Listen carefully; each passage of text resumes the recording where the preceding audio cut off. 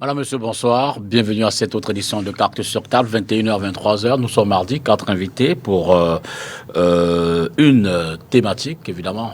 Le 6 novembre oblige, 40 ans de gouvernance de Paul Biya. Nous allons essayer d'interroger un peu tout cela autour du thème Cameroun, une démocratie, gouvernance, liberté, sous-entendu liberté d'expression, de manifestation, environnement socio-économique, vie chère, emploi, bref. On va essayer de repasser le Cameroun au scanner pour voir effectivement si nous sommes en démocratie et qui sait peut-être si le Cameroun est prospère. Le président l'avait souhaité, on se souvient à la fin des années 80, au micro de nos confrères de Monte Carlo. Il souhaiterait être celui qui apportera la démocratie et la prospérité au Cameroun 40 ans après. On s'interroge dans l'analyse. Et pour nous accompagner dans la réflexion ce soir, en termes d'analyse et de commentaires, d'abord Marlise Rose Tongo-Douala-Bel, bonsoir. Bonsoir. Honorable. Bienvenue, vous êtes du RDPC évidemment. Bien sûr. Heureux de vous retrouver sur ce plateau, sur cette antenne. Moi aussi, je suis très heureuse d'être là et de pouvoir partager avec mes copanélistes et sous ta direction ferme. Bon, merci, je le prends pour un compliment. Juste en face de vous, on a le représentant évidemment du PCRN ce soir, Aristide Eko, bonsoir. Bonsoir, Monsieur Dipita. C'est un plaisir réel de partager ce plateau avec ces copanélistes que j'ai souvent vus et que j'avais jamais approchés. J'espère que le débat sera décent et surtout concis. Et c'est le lieu pour moi de remercier les populations de Kribi 2e qui nous ont accueillis hier pour l'installation de nos comités de base. C'était très chaleureux. C'est pour moi le lieu de leur dire merci pour l'accueil et félicitations pour le travail abattu et annoncer également à la vallée d'une thème que nous arrivons très bientôt du côté de Mal.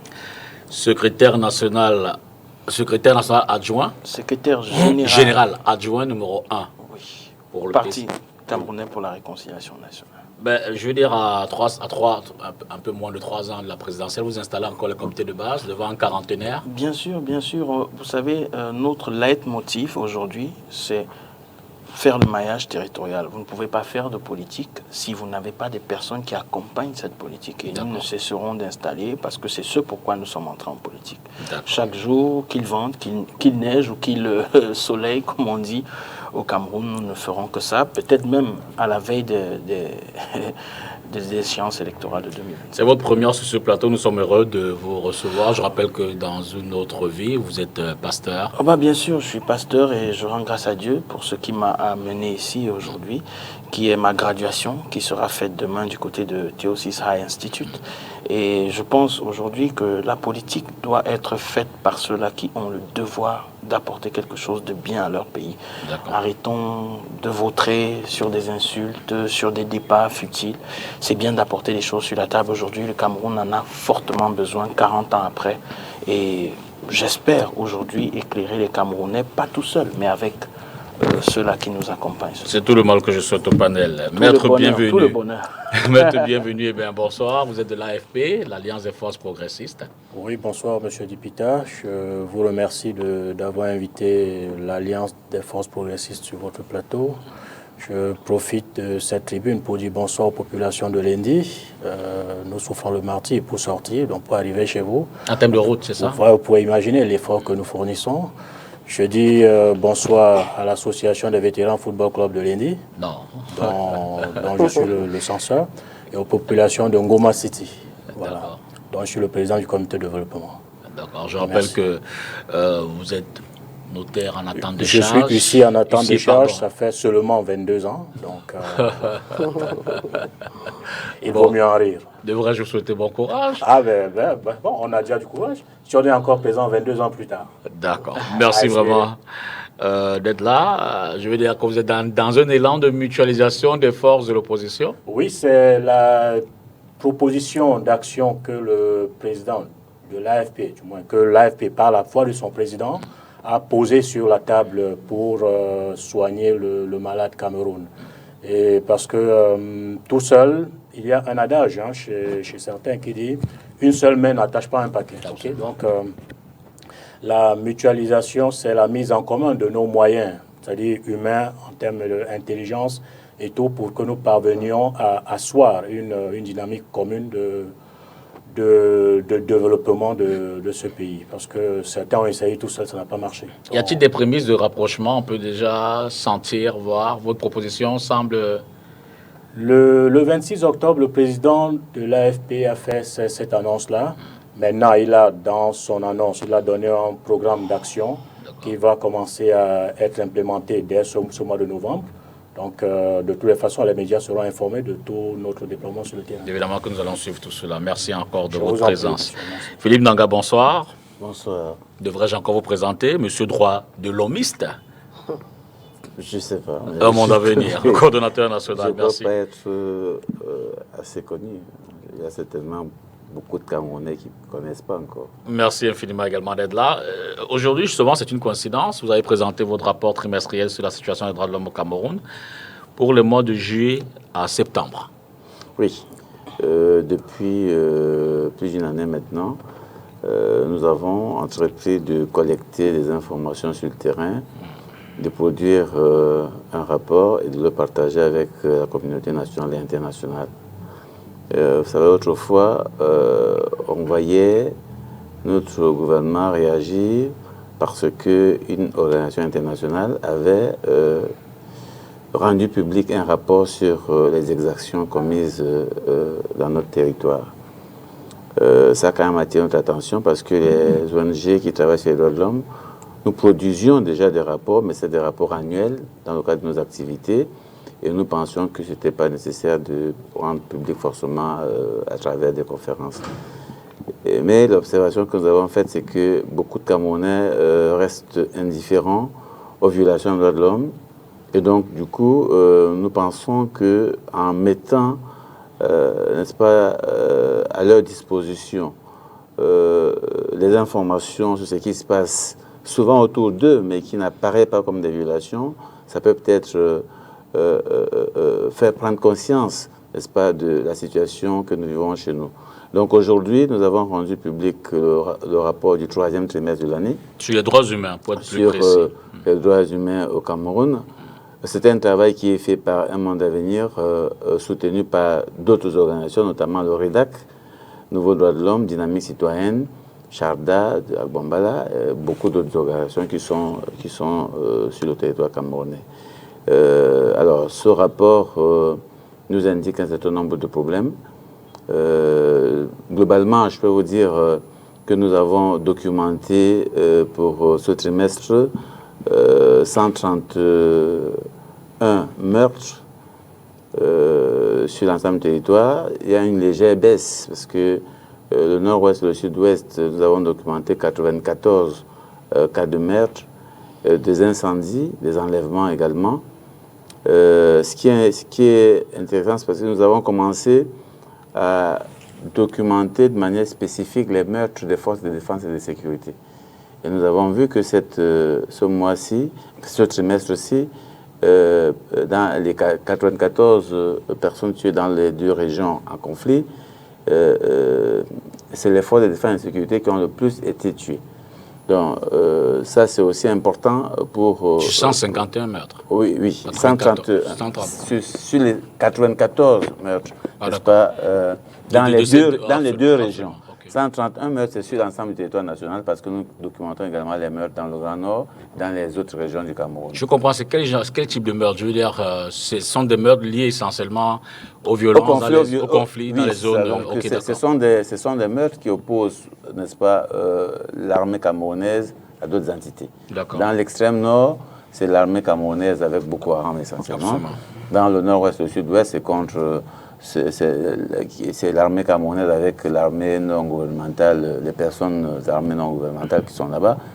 Et dans les autres régions, c'est souvent des personnes, comme nous documentons, qui sont torturées dans les lieux de détention, commissariat, gendarmerie, ça arrive encore, qu'on se retrouve avec des cas comme ça entre les mains, comme ça a été ce que nous avons observé à Loum, où un jeune a été retrouvé mort dans une cellule d'une unité de gendarmerie. Les responsables disent qu'il s'est suicidé, mais quand nous sommes arrivés sur les lieux, en observant la cellule qui est très haute, on nous a certes montré un bout de tissu. Nous nous sommes posé la question comment un homme tout seul pouvait réussir à se suicider, à se pendre. Donc, c'est un cas que nous suivons, comme nous suivons un cas depuis bientôt 2 ans, du jeune Temps qui a été tué, on va dire, parce qu'il y a quand même des indices qui montrent qu'il a été torturé dans une unité de gendarmerie à Pouma. Et donc, le dossier est entre les mains du commissaire du gouvernement. Et nous suivons ce cas-là. L'audience passée d'ailleurs aujourd'hui, la 3e audience, ça a été renvoyé pour le mois prochain. Donc, on a des cas comme ça de meurtre suite à des actes de torture. Alors, ou bien à des pour terminer cette affrontements, entrée, avez-vous le sentiment que cette violence est en diminution ou alors y a-t-il une évolution dans le sens de l'augmentation de... Mais ce trimestre nous montre que les violences persistent parce que nous avons quand même dénombré plus d'1 millier de faits, n'est-ce pas, liés aux droits de l'homme. Voilà. Parce qu'il n'y a pas que les meurtres, il y a des arrestations. Il y a des arrestations, il y a d'autres situations, il y a des interdictions de réunions, des manifestations également que nous documentons. Par contre, il y a une légère diminution pour les cas de meurtre. Mais nous sommes très inquiets quant à la situation des détenus dans les lieux des commissariats et les gendarmeries où, de plus en plus, on a des cas de personnes tuées, n'est-ce pas, dans ces unités, dans ces lieux de détention. Et ça nous inquiète parce que pendant longtemps, on ne voyait pas beaucoup ça. Mais de plus en plus, on est au courant, n'est-ce pas, des situations où des personnes détenues dans une unité de gendarmerie ou des commissariats a été retrouvée morte suite à des cas de violence ou de maltraitance. Nous avons également mis en avant parce qu'il y a des cas que nous appelons les cas en instance. Ce sont des situations vécues qui sont oubliées par la presse. C'est le cas Amadou Vamouké, qui est un de vos collègues, qui fait 6 ans en prison. On a déjà, avec plus de 108 renvois, et on n'est toujours pas rentré dans le fond, n'est-ce pas, de cette affaire. C'est quand même un fait extraordinaire. Nous avons des cas comme Ouazizi, toujours un de vos collègues, dont pour le gouvernement, ils ont avoué qu'il était décédé dans la cellule, mais la famille n'a jamais vu le corps. Donc jusqu'aujourd'hui, ils ne savent pas où se trouve le corps de leur enfant ou frère. Nous avons les cas Ngarbou où les personnes supposées être auteurs de ces exactions-là sont toujours dans les tribunaux et ça n'avance pas parce que les victimes ou les familles des victimes sont dans une localité dans le nord-ouest, le sud-ouest, et il faut aller tout le temps à Yaoundé, au tribunal militaire, n'est-ce pas, pour comparaître. Et du coup, des fois, ces personnes ne sont pas toujours disponibles. Donc ça traîne. Et nous, on a pris sur nous de mettre sur la table ces faits-là. On a les faits des personnes enlevées depuis plusieurs années maintenant, et donc qui sont passés à l'oubliette. Ce sont des faits que nous mettons sur la table parce que l'objectif de notre rapport, c'est d'attirer l'attention du gouvernement sur, n'est-ce pas, un certain nombre de faits commis par, n'est-ce pas, les éléments liés au gouvernement et qui sont souvent oubliés et laissés les familles dans une situation un peu difficile à accepter et qui sont banalisés également. C'est aussi, j'en parle parce que notre gouvernement a pris des engagements au niveau international.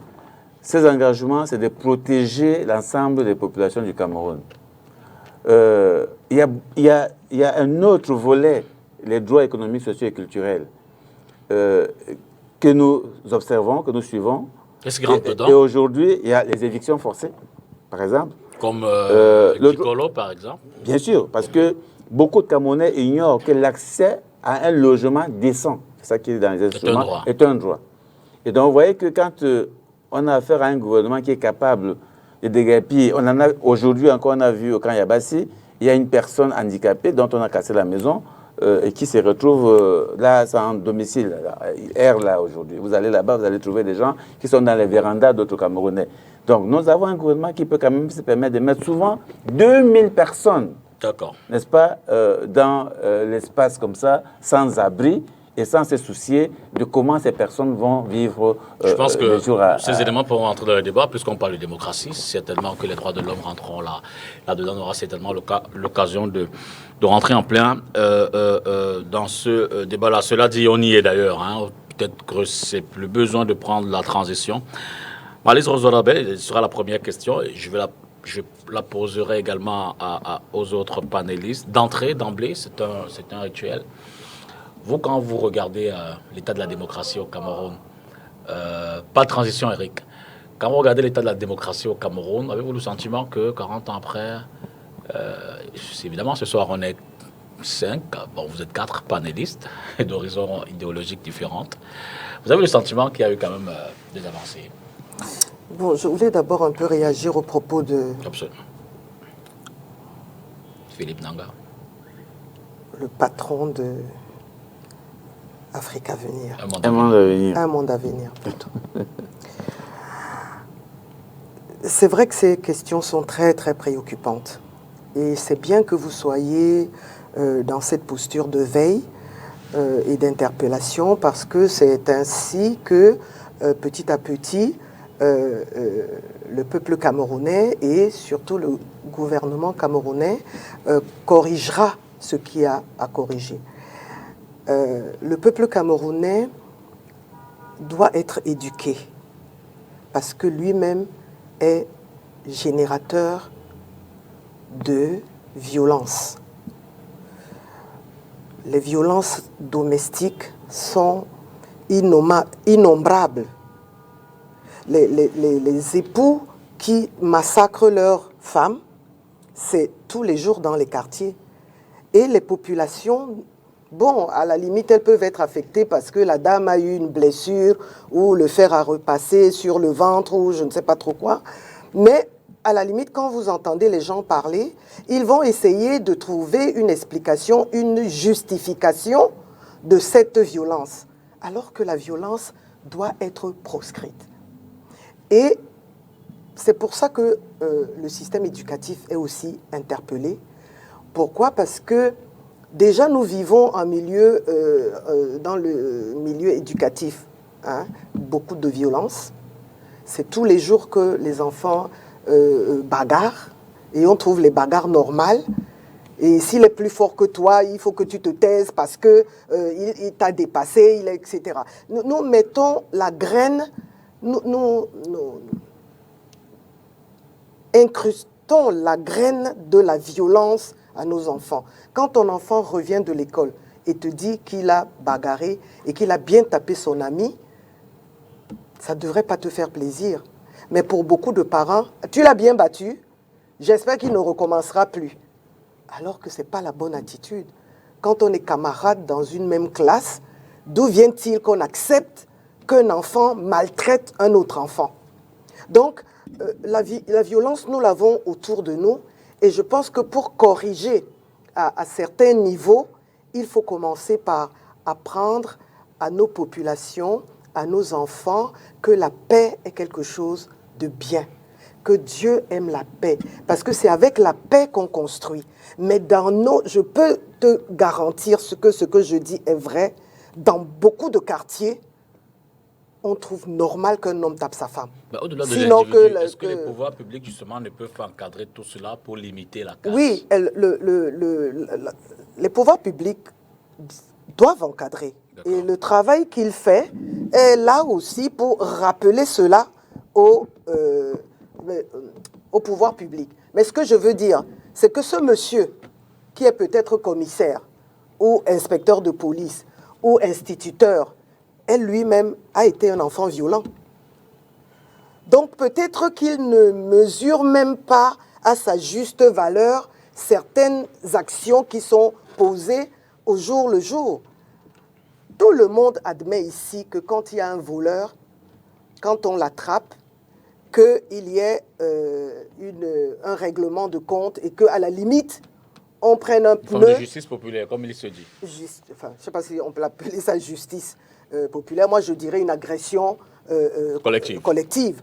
Parce que prendre un pneu, mettre le carburant, verser, parce qu'un enfant a volé une bouteille de gaz, bon, c'est embêtant qu'un enfant vole une bouteille de gaz. C'est embêtant, les microbes que nous connaissons. Mais est-ce que une nation civilisée, des individus civilisés devraient assister à des spectacles comme ça et les trouver normaux? Non. Donc, c'est juste pour dire que c'est bien qu'on identifie certains acteurs, etc. Mais il y a un travail à faire à partir de nos familles, à partir de l'école, la maternelle, jusqu'à plus loin. Maintenant... Peut-être je reviendrai donc sur la question de la démocratie, parce que ça permettrait aux autres panélistes peut-être de donner leur point de vue également sur le préambule, l'aperçu sur la question des droits de l'homme qui vient d'être faite par Philippe Nanga. Aristide, peut-être un commentaire aussi. Bah, écoutez, c'est déjà un honneur d'être à côté de lui. Hein. J'ai souvent assisté à des travaux où il a envoyé ses représentants.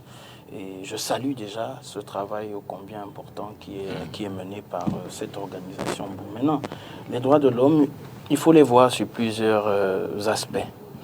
Parce qu'aujourd'hui... Pardon, c'est davantage les droits humains. Ah, les droits humains. Les droits humains. Je pense qu'il y a des définitions précises. Les droits de la personne. Oh, les droits de la personne. Techniques, Ok. Donc, je pense qu'il ne faut pas rester cloîtré sur peut-être ceux qui sont en train de subir cela. Il faut avoir aussi une attitude d'anticipation de ce genre de causes. Vous avez cité M.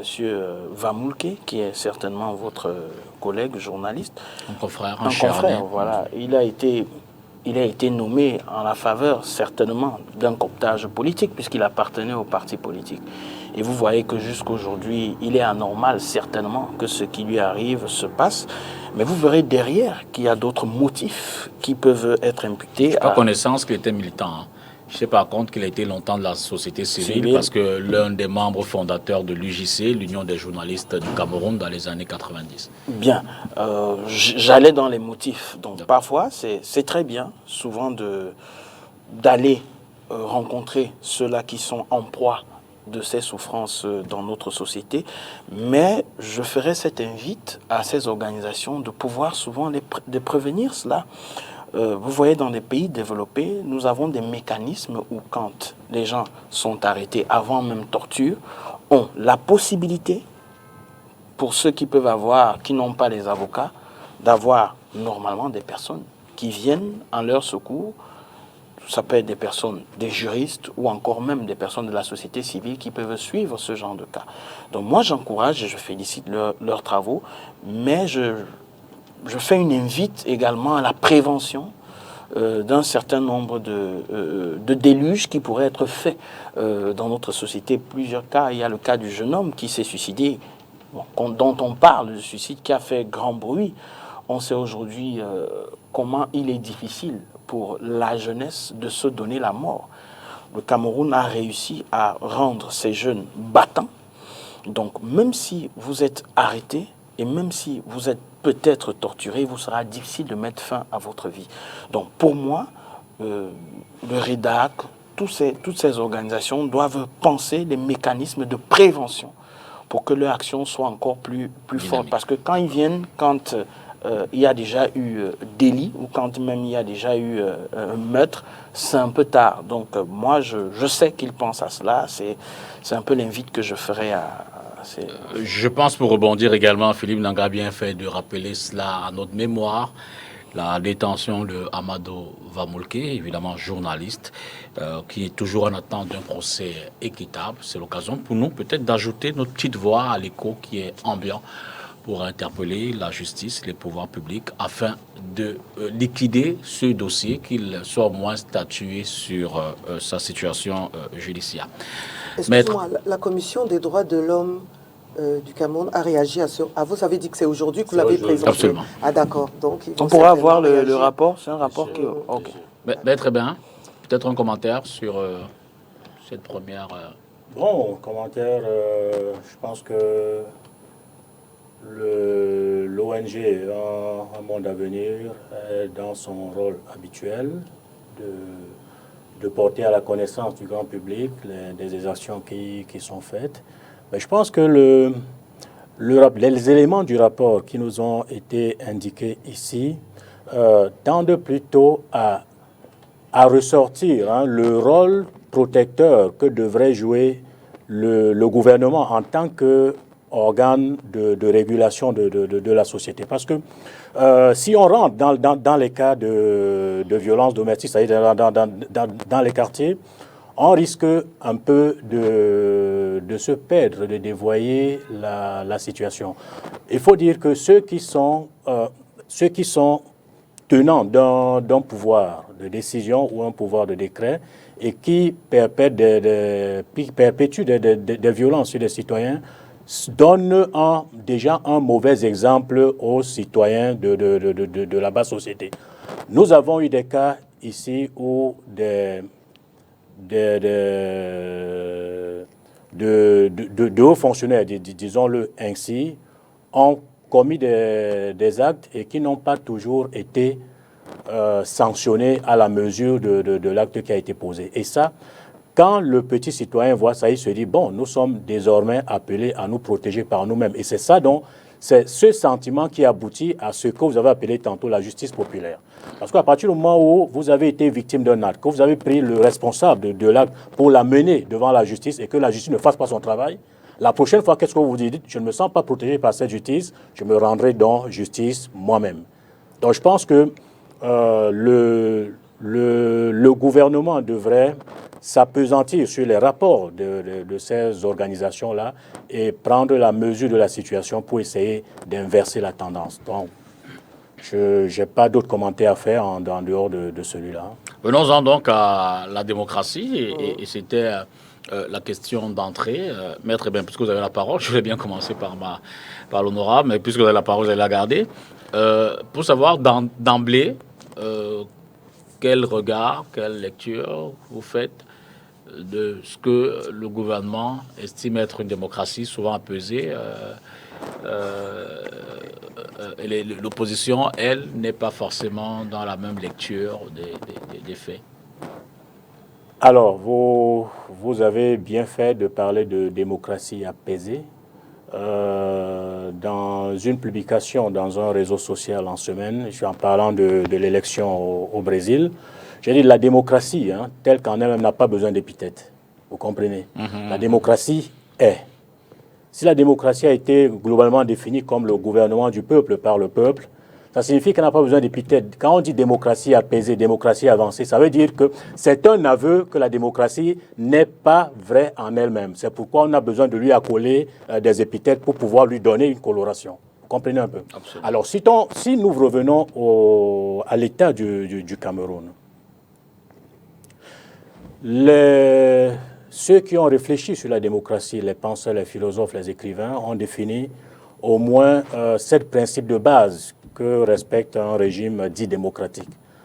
Dans ces principes-là, il y a la séparation des pouvoirs, la souveraineté du peuple, l'alternance au pouvoir, et ainsi de suite, et ainsi de suite. La liberté d'expression et de manifestation. Alors, si vous prenez dans cet ensemble-là, vous regardez comment le Cameroun fonctionne aujourd'hui, je vous dis, il serait très difficile d'affirmer de manière péremptoire que nous sommes dans une démocratie. Alors, ce que les partisans du régime en place vont vous dire, c'est que la démocratie est un processus.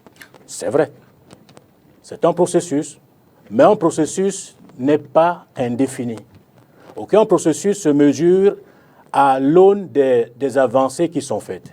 Alors, quand en 1990, pour revenir seulement à la liberté d'expression et de manifestation, quand en 1990, la loi votée par le Parlement, proposée par l'exécutif, place la liberté de manifestation sous le régime déclaratif. Et que par un glissement fonctionnel, on en arrive à un régime d'autorisation, il y a un problème. Il y a forcément un problème. Je dis, on ne peut pas se dire que quand la loi a dit, et puis, en fait, le fond du problème, c'est que dans notre environnement au Cameroun, la ruse et la roublardise ont été érigées en mode de gestion et de fonctionnement.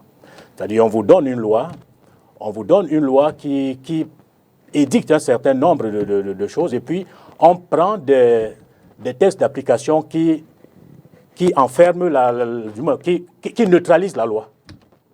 OK? Donc, revenons donc à l'article 2, par exemple, alinéa 1 de la Constitution, selon lequel la souveraineté appartient au peuple. C'est ce que dit l'article 2 de la Constitution. La souveraineté appartient au peuple qui l'exprime à travers le président de la République et les membres du Parlement ou alors par référendum. Et il y a une ligne qui dit « Aucune fraction du peuple ou aucun individu ne peut s'en approprier l'exercice ». Vous comprenez un peu? Quand vous regardez dans le fonctionnement du Cameroun, il y a des questions majeures sur lesquelles le peuple, dans son ensemble, aurait dû être consulté en tant que peuple. Je vous prends le changement de dénomination du Cameroun en janvier 1984. Je vous prends l'adoption même de la Constitution de 1996. Je vous prends la modification de la Constitution en 2008. Ça, ailleurs, c'est des éléments pour lesquels le peuple est appelé à se prononcer en tant que peuple. Alors, ici, on vous dit, OK, le peuple a élu des représentants, soit dit en passant, qu'il ne connaît pas forcément. Et c'est ces représentants-là qui sont censés décider pour ce que aurait voulu le peuple. Je dis, c'est un dévoiement de l'expression démocratique. Donc, si on s'en tient à tous ces éléments-là, il est difficile de classer péremptoirement le Cameroun dans une démocratie. Peut-être dans un pays en voie de démocratisation, encore ce serait acceptable. Aristide Eko, et pourtant, les pouvoirs publics se bombent le torse. Liberté d'expression. On est là ce soir, je l'ai dit tout à l'heure, on parle. Souvent liberté de manifestation, d'aucuns ont des déclarations qui aboutissent à des célébrations, à l'expression de leur liberté, même si ces dernières années, c'est pas toujours... Bref, au gouvernement, là-bas, ils se disent que tant qu'à faire, tous les acteurs bénéficient peut-être d'un minimum en termes de démocratie. Bon, écoutez, il y a un terme qui est souvent très employé quand un sous-préfet vous refuse... vous donne une interdiction de manifestation, c'est trouble à l'ordre public. Et là, le législateur camerounais n'a pas vraiment déployé ce que c'est que trouble à l'ordre public. Et maintenant, ce mot est souvent sous l'égide d'un individu, du sous-préfet, qui, selon son humeur, peut décider d'interdire ou d'annuler une manifestation. Et vous voyez donc, tout ce qui comporte une législation se retrouve entre les mains d'un individu qui peut se lever un matin ou qui peut-être a besoin d'une nomination ou qui a besoin d'upgrade. Un individu formé pour apprécier la nécessité, oui, bien sûr, l'opportunité de la décision. Voilà. Toujours est-il que parfois c'est un peu poussé.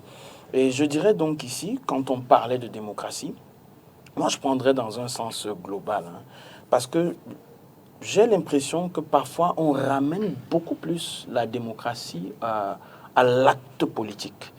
La démocratie, c'est une liberté, c'est une possibilité d'apporter sa pierre au bâtissement ou à la bâtisse de l'édifice d'un pays. Je vous prends l'exemple d'un monde à venir. Actuellement, ils font de la démocratie parce qu'ils essayent de montrer au peuple ce que le Cameroun vit. En tant que politique aujourd'hui, je penserais qu'il n'est pas bon de dire que nous sommes ce qu'on appelle une véritable démocratie. Pourquoi je le dis?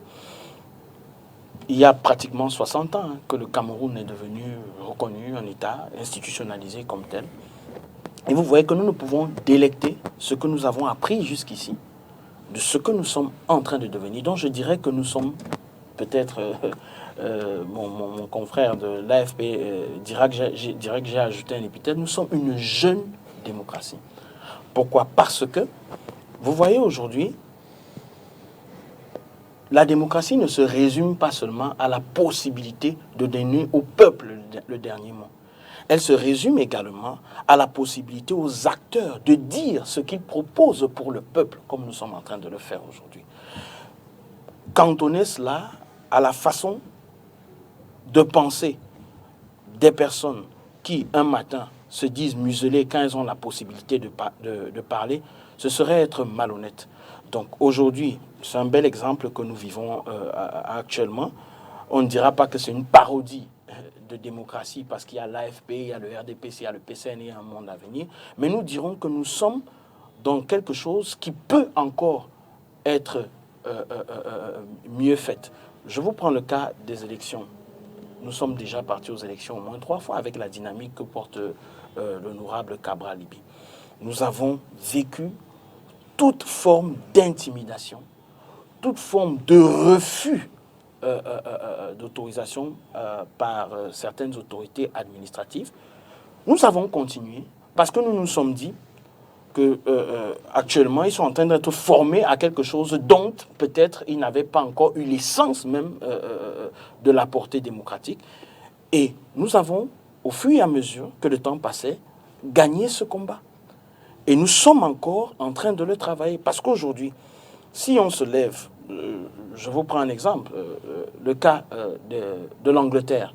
Vous avez vu, on a mis Bobby Johnson, c'est M. Johnson qui était le Premier ministre. On a mis Liz Truss, qui elle-même, elle a démissionné. Pourquoi? Après 45 jours, parce que le peuple ne se reconnaissait pas en elle. Vous voyez qu'elle n'a pas fait de présenter ce qu'elle pouvait apporter au peuple au moment opportun. Cela a donc donné la possibilité au peuple de faire ce qu'il a fait. Donc, je dirais que le Cameroun, aujourd'hui, n'est peut-être pas en voie de démocratisation, mais est une jeune démocratie qui a besoin de maturation.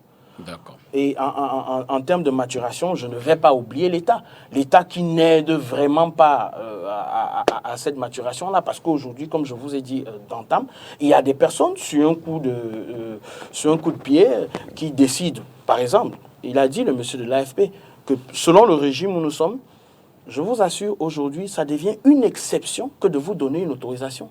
Mais un principe de vous interdire de manifestation. Pourquoi? Parce qu'on dira que trouble à l'ordre public. Mais qu'est-ce qu'on met à trouble à l'ordre public? D'accord. Risque de trouble à l'ordre public. C'est même une présomption. C'est une présomption. Oui. Je l'ai dit de façon différente tout à l'heure.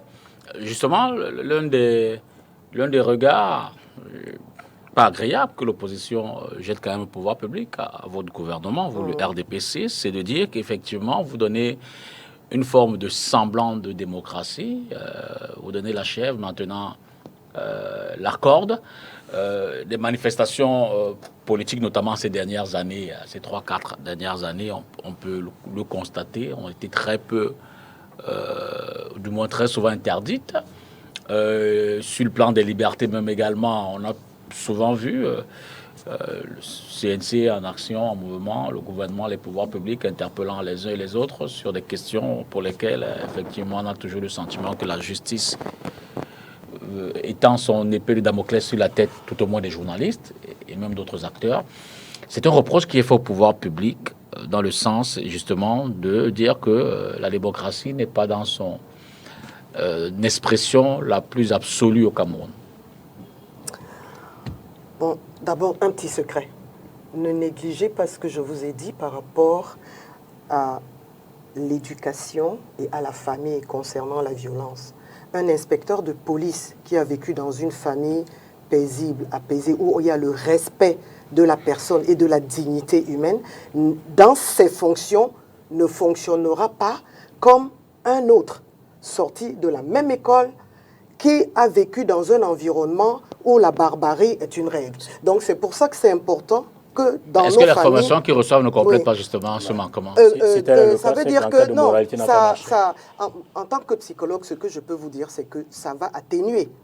Mais si vous baignez dans un environnement où la violence est une règle, pourquoi voulez-vous que dans votre bureau, face à un citoyen qui doit être entendu, qu'est-ce qui vous empêchera de le gifler? Ça vous semblera normal. Mais un inspecteur de police qui a été éduqué, à qui les parents ont donné les vraies valeurs du respect de la personne, aura un comportement plus respectueux face à ce citoyen. C'est ce que je voulais dire. Ce n'est pas si distant que ça. Maintenant, concernant la démocratie, moi je pense que là où l'opposition camerounaise a échoué, c'est que elle est entrée elle-même dans une forme de cacophonie ou de discours. En fait, c'est comme s'ils ne vivent pas la réalité. La réalité, c'est que Dieu a donné Paul Biya, donné à Paul Biya le Cameroun. Et il lui a donné le Cameroun pour qu'il en prenne soin. On en est là. Mais c'est pour arriver à ta question de est-ce qu'il y a la démocratie ou pas. D'accord. Parce que Dieu a donné à Paul Biya le Cameroun, il a utilisé le président Ahidjo comme instrument pour remettre le Cameroun à Paul Biya. Paul Biya est très conscient de cela. Et pourquoi est-ce que lui, il a été choisi? Parce que justement, il a et le mental et le spirituel qu'il fallait pour tenir ce pays après qu'on ait ouvert les vannes. Parce que pendant longtemps, nous avons tous été alignés, correctement disciplinés pendant la période Je vous laisse poursuivre, mais je veux relancer. Dieu a également donné Poutine à la Russie. Non, ça ne s'est pas passé exactement de la même manière. Il a donné son président à c'est pas Dieu. Je dis que ça ne s'est pas passé exactement de la même manière. Monsieur Après, il y a les différentes tentatives. Écoutez-moi quand même. Non, excusez-moi, je vous laisse poursuivre. Il y a eu les différentes tentatives de coup d'État. Elles n'ont pas prospéré. Pourquoi? Est-ce que c'est parce que tentative ou les tentatives? Des tentatives, il y en a au moins eu 3.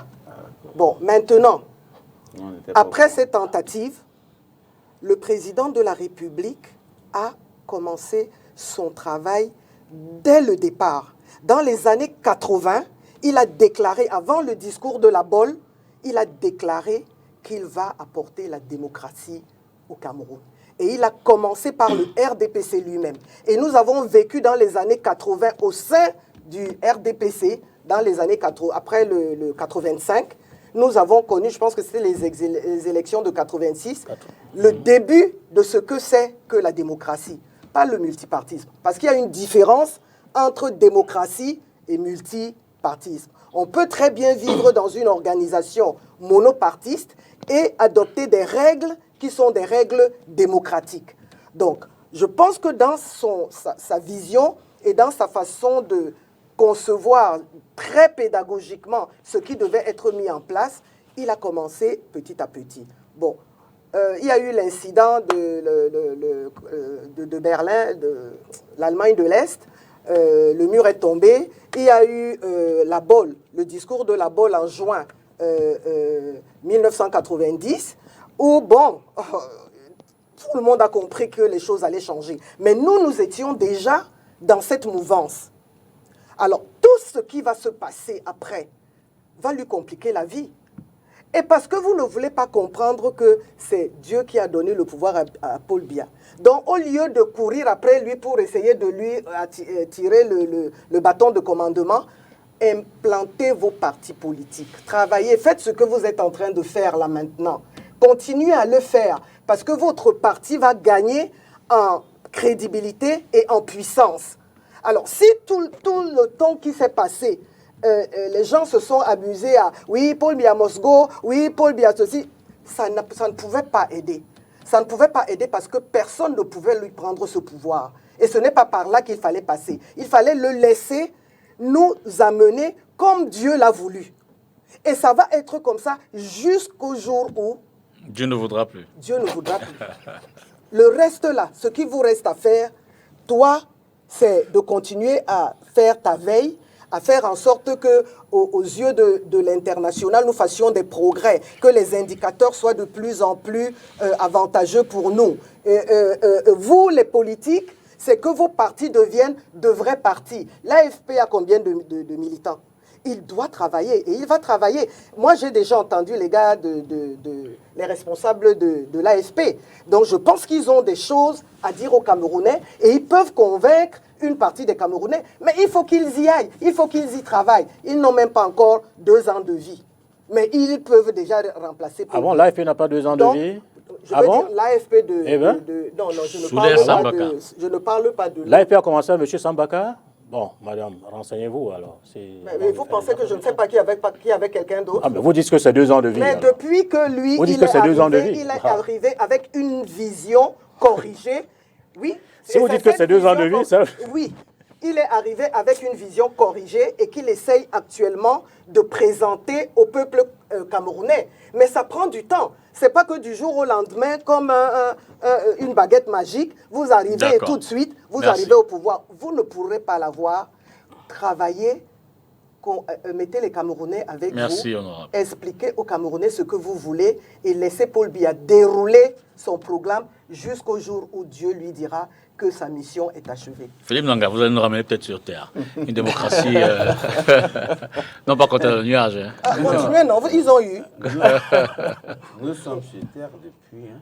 D'accord. On n'est pas sorti de la Terre. Au contraire, je suis rassuré que dans le RDPC, un parti dans lequel j'ai beaucoup d'amis, hein, du reste, dans le RDPC... Oui. Sait-on jamais. Oui.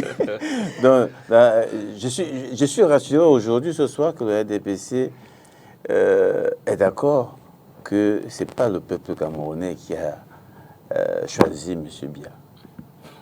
Au moins là, je suis rassuré. C'est certainement, c'est peut-être Dieu, mais au moins, Honorable nous confirme que le peuple camerounais, les citoyens camerounais n'ont jamais choisi. Non, ce n'est que la moitié de la vérité. Donc, puisque tous les suffrages qui ont suivi Honorable ont confirmé que le peuple camerounais suit la volonté de Dieu. Ah, d'accord. Oui, oui. Bon. C'est très technique tout ça. Bon.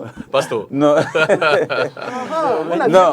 D'accord, le pasteur reviendra tout à l'heure. On en rigole, mais c'est clair que ça ne peut pas être les citoyens, c'est une évidence. Et je considère que Dieu, c'est une métaphore, parce que Dieu, c'est la toute-puissance. Et évidemment, voilà, donc M. Biya s'impose en nous par la toute-puissance qui est peut-être appelée Dieu, mais ce n'est pas les citoyens. Au moins, on est d'accord sur ça. Non, c'est pas ce que j'ai dit. Honorable. Non, c'est ma conclusion. Ma conclusion, c'est qu'on peut débattre sur ce que vous entendez par Dieu. Oui. Mais au moins, nous sommes d'accord que ce n'est pas les citoyens qui l'ont choisi. Ce sont les citoyens, puisque tous les suffrages qui ont suivi ont confirmé que le peuple camerounais... Mais si c'est les citoyens, ça veut dire que les citoyens peuvent décider de l'enlever à un moment donné. Les citoyens ne vont pas attendre que Dieu, vous avez dit, c'est Dieu qui l'a mis là, et ce n'est que Dieu qui va l'enlever là. Oui, parce donc que... ce n'est pas les citoyens. Parce que ce n'est pas un élément périphérique à l'échelle. Non, attends. Parce que les citoyens ont bien évalué et ils ont bien compris que c'était l'homme qu'il leur fallait. Et c'est la raison pour laquelle ils l'ont suivi jusqu'aujourd'hui. Honorable, je sais que nous connaissons très bien l'État. Nous sommes en train de vivre les 40 ans de M. Biya au pouvoir. Je vais commencer par dire que le Cameroun est l'un des pays qui s'est engagé formellement à respecter, s'est engagé, n'est-ce pas, à adhérer au principe démocratique. Et cette adhésion au principe démocratique se caractérise par la ratification de la quasi-totalité des instruments internationaux relatifs à la démocratie. Le pacte international sur les droits civils et politiques, le Cameroun l'a ratifié, ça fait plus de 30 ans. La CEDEF, qui est la convention relative à l'élimination de la discrimination à l'égard des femmes, si vous lisez, la Charte africaine de la jeunesse, la Charte africaine de la démocratie, des élections et de la gouvernance, le Cameroun a ratifié la quasi-totalité. Le Cameroun a intégré dans sa constitution la Déclaration universelle des droits de l'homme. On peut au moins, sur ce plan-là, dire que le gouvernement du Cameroun, n'est-ce pas, s'est formellement engagé à respecter les principes démocratiques. Maintenant, dans les faits, c'est tout l'inverse. Tout l'inverse. Nous avons documenté entre 2018 et 2021 près de 100 cas d'interdiction des réunions et des manifestations. Nous-mêmes, on a été victimes. Et qui ne sont pas motivés? Non, aucune motivation. Honorable, il faut qu'on soit... Je vous dis, le gouvernement, ce gouvernement, a déjà traîné le Cameroun dans la boue à un niveau où, quand nous arrivons à l'international, nous avons honte de regarder les gens de face. Parce qu'on ne comprend pas quel est ce pays. Voilà des députés de la nation qui se retrouvent dans un hôtel, le plus prestigieux hôtel du Cameroun, Hilton, après avoir abattu un travail pendant des mois. Ils viennent pour présenter un travail. une proposition alternative d'un code électoral. C'est-à-dire c'est une production pour soutenir le gouvernement, pour dire, écoutez, il semble que ça vous coûte beaucoup d'argent de réfléchir à améliorer le code électoral. Nous, on a trouvé des moyens de le faire. Voilà, on va vous présenter ça au public. Le gouvernement a réussi l'exploit de venir interdire cette sortie-là. C'est scandaleux. C'est des députés. Et ces députés ont démissionné. Bon, ça c'est autre chose. Donc, je vous dis la gravité des situations. Vous avez un organisme comme Friedrich Ebert, bien connu, qui a son autorisation de s'implanter ici et qui soutient le gouvernement dans ses actions, qui décide d'accompagner des partis qui l'ont sollicité à des formations sur, n'est-ce pas, la démocratie. Un sous-préfet réussit l'histoire. Tu parles de l'histoire de Bonaberry. Oui. Vous faites un truc en conclave entre vous. Honorable. Et c'est ça. Vraiment. Ça m'avait énervé. Je vais vous citer des cas. Le REDAC estime qu'il faut travailler pour sortir le Cameroun de nos différentes crises, notamment la crise dite anglophone. Mobilise le REDAC. Et le REDAC en a les capacités? Bien sûr, pourquoi pas? Non, peut-être l'ambition, mais les capacités, ça m'étonnerait. Non. Cette crise-là... Non, tout le monde apporte sa contribution. Je n'ai pas dit que le REDAC, n'est-ce pas, s'engageait à régler le problème. Non, le REDAC s'engage à réfléchir là-dessus. Et donc, va mobiliser des actions autour de cela. La plus grande action prévue, c'est d'amener nos frères, n'est-ce pas, des pays qui ont connu les mêmes situations que nous. Le Sénégal, le Mali, comment on appelle ça, l'Afrique du Sud, et qui les ont résolus. Et ils doivent arriver, oui bien sûr, l'Afrique du Sud, vous savez la situation là-bas, le Sénégal également a une situation... Tu connais bien la situation en Afrique du Sud?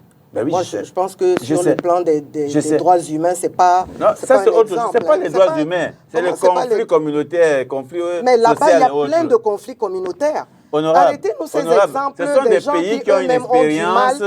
Ce sont des pays qui ont des expériences. Et quand vous voulez régler un problème, vous vous entourez des personnes qui ont déjà vécu votre expérience, au moins, tout au moins. Et je trouve pas ça correct. Bon, laissons tomber, n'est-ce pas? Mais sauf que un atelier visant à réfléchir sur la sortie des crises par le dialogue. Comment vous pouvez expliquer qu'un gouvernement normal puisse l'interdire? Ça s'est fait à Yaoundé, alors que le REDAC avait réservé le palais de congrès qui appartient à votre gouvernement. Mais ils ont quand même réussi à venir interdire cette activité. Nous, on s'est engagés ici à Douala parce que les déplacés viennent de partout. Nous nous sommes rendus compte qu'ils sont laissés à l'abandon. C'est une réalité. Après, vous avez les prostituées, les bandits, tout ça. Ils sont laissés à l'abandon. Bien sûr. Là, je pèse mes mots. Vous savez très bien que sur les questions moi, quand je vois ce que la mairie de Douala 4e fait pour encadrer les populations, ne dites pas qu'ils sont laissés à l'abandon. Dites que la charge est peut-être très importante et qu'il faut que plusieurs personnes y mettent la main. Mais ne dites pas qu'ils sont abandonnés. Honorable, quand je dis qu'ils sont abandonnés, ça fait quelque temps que le maire fait des efforts pour essayer d'encadrer. Alors, mais pourquoi tu ne l'as pas dit? Ça fait 3-4 ans que nous, on a commencé à faire ça. Il n'y avait pas encore d'action réelle. Le maire là, vient d'arriver, il a beaucoup de volonté, je le sais, mais il y a 4 ans, il n'était pas là. Donc il ne faut pas lui attribuer, n'est-ce pas, des choses qui se faisaient avant lui. Donc, nous, on a constaté qu'effectivement, les déplacés étaient là et ça allait dans tous les sens. On a pensé qu'il faut mener des activités de prévention de conflits dans les lieux d'accueil. Donc voilà, qu'est-ce qu'on fait? On va identifier les déplacés, on rassemble les associations du quartier et on crée des moments de discussion, de dialogue pour dire aux gens, écoutez, les gens, si ils racontent leurs affaires, voilà, ce qu'ils ont vécu, ils partagent leur expérience et les communautés d'accueil écoutent, sont sensibilisées. Et nous, on leur dit, attention, il faut changer les regards à leur endroit parce qu'on avait constaté que tout le monde appelait, dès qu'on vous entend parler l'anglais, vous êtes un ambazonien. Voilà un gars qui a fui, il a perdu ses parents, il a vu tuer son frère, il court, il vient à Douala, vous l'appelez ambazonien. C'est un double traumatisme. Et donc, on fait ces activités, on arrive à Bonaberry, une activité, on voit la police qui débarque pour interdire. On arrive à Ngoma même, là-bas, à PK21. Le sous-préfet lui-même est descendu sur le terrain, alors qu'on était accompagné par les Nations Unies. Mais les Nations Unies, c'est qui?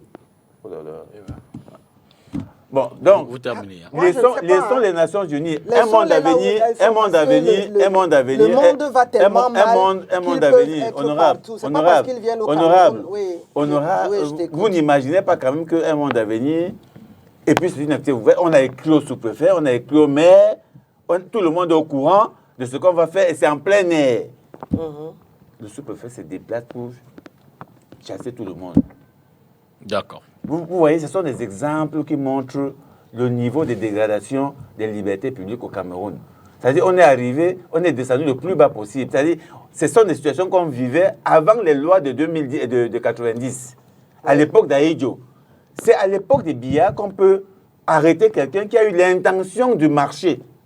Merci. On le condamne 7 ans en prison, honorable. C'est du jamais vu. C'est-à-dire, ce sont des faits qui nous montrent la gravité de la situation concernant les libertés publiques dans la démocratie dans notre pays. Je D'accord. déplore, Si vous présentez je Biya... déplore des cas qui sont embarrassants. Je déplore. Mais en même temps aussi, toi, en tant qu'acteur responsable, tu sais bien que derrière l'histoire qu'on affiche, il peut aussi y avoir d'autres choses. Donc, donnons quand même du crédit à ces autorités qui peut-être ont des informations que toi, tu n'as pas. Ils n'ont aucune information. Donc, c'est juste pour déranger. Non, je vous dis quelque chose. Mon Dieu. Je vous dis, vous savez ce qui s'est passé avec c'est du cinéma. Des fois même, j'ai l'impression que dans votre gouvernement, là, vous avez des gens qui jouent contre vous.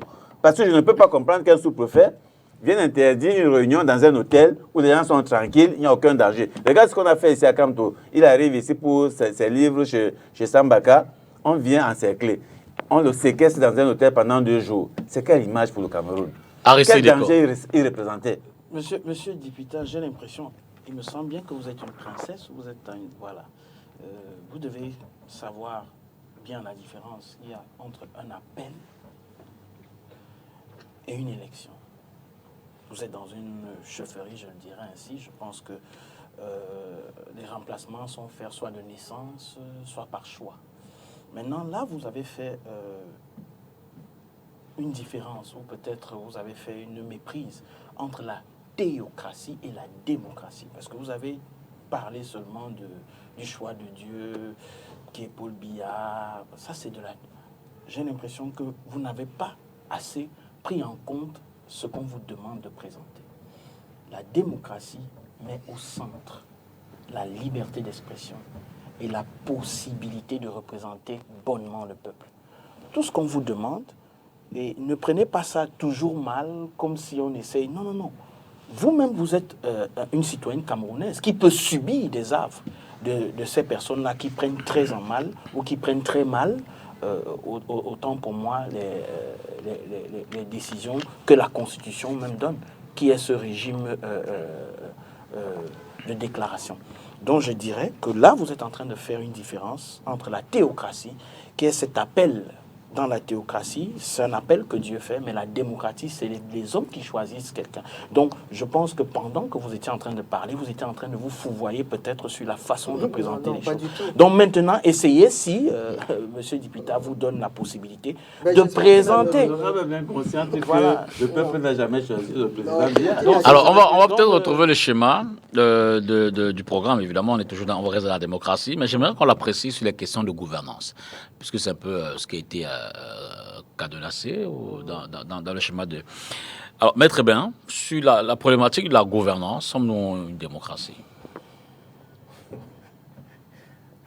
Monsieur Dipita, je pense que vous retournez, quand bien même vous retourneriez la question dans tous les sens, l'évidence restera la même. Sur le plan de la gouvernance, vous savez bien que les choix et les orientations ne convergent pas toujours vers les aspirations du peuple. Vous comprenez un peu. C'est-à-dire, si on s'en va regarder toutes les décisions qui sont prises en rentrant là-dedans, le peuple ne se retrouvera pas dans beaucoup d'entre elles.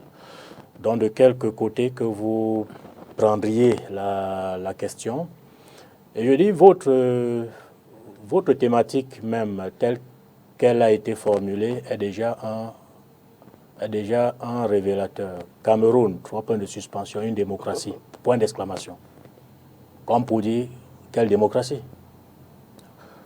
Donc, de quelque côté qu'on retourne cette question, l'évidence reste, pour que le peuple se reconnaisse, il faudrait qu'il soit profondément consulté dans les choix qui le concerneraient et dans les orientations qu'on devrait donner à l'action politique pour son bien-être. Quand vous voyez le niveau de manquement au niveau dans la vie quotidienne aujourd'hui, il n'y a pas de l'eau dans les quartiers, il n'y a pas de route. Je vous ai parlé d'entrée de jeu ici de notre situation, nous, résidents de l'Indi. Il n'y a pas de route. Avant 2018, une entreprise internationale était venue faire semblant de commencer à traiter la route. Dès que les résultats ont été proclamés, elle a plié ses tracteurs et puis elle est partie.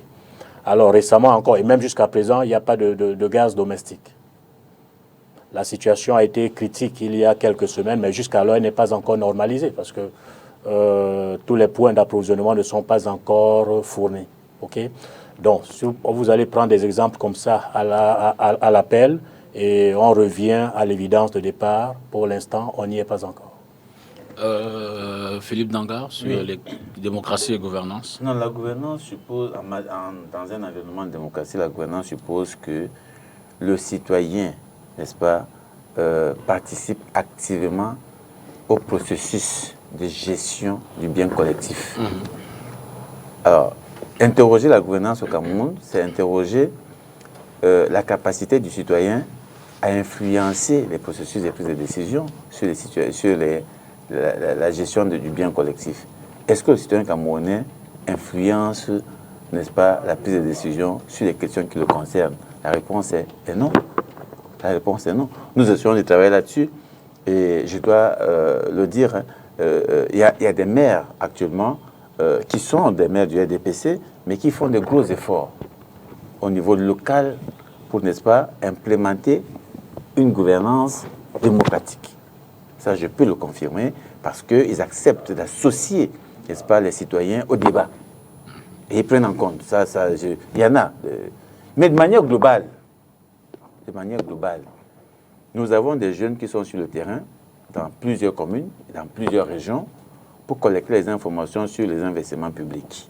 Monsieur Dipita, pour avoir l'information, c'est-à-dire le cahier des charges, connaître quelle est l'entreprise qui a été retenue, on vous demande d'aller à Yaoundé. On vous demande d'aller à Yaoundé. Et quand vous allez à Yaoundé, évidemment, vous n'avez pas d'information. C'est difficile d'avoir une information sur, n'est-ce pas, les personnes en charge de mettre en œuvre les biens publics. Une information qu'on ne devrait pas chercher. C'est-à-dire, ailleurs aujourd'hui, dans les pays comme la Côte d'Ivoire, comme le Sénégal. Je ne vais pas citer des pays parce qu'après, ils n'aiment pas beaucoup les exemples dans notre grande partie de RDPC. Donc, vous checkez avec votre téléphone, vous entrez dans le site et puis vous avez les informations. Vous avez les informations. Nous sommes même en train de travailler, de développer une application là-dessus avec les communes, là-dessus parce que nous voulons forcer le gouvernement et peut-être travailler, voir avec les élus locaux comment on peut améliorer les choses en attendant, parce que je pense que là-bas, il y a où les gens ne sont pas prêts, n'est-ce pas, à adhérer aux questions, aux principes démocratiques. Et pourtant, il y a des engagements formels là-dessus. Donc, sur la question de la gouvernance, s'il y avait une bonne gouvernance, on n'aurait pas l'état de route que nous avons là. Non. On n'aurait pas les difficultés d'accès à l'eau, à l'électricité. Non, on n'aurait pas ça. Parce que tout le monde serait impliqué à la gestion. On n'aurait pas des gars dont le RDPC nous informe qu'ils ont détourné 10 milliards, 15 milliards, 20 milliards. Ce n'est pas nous qui posons ces informations. Les informations nous viennent du gouvernement.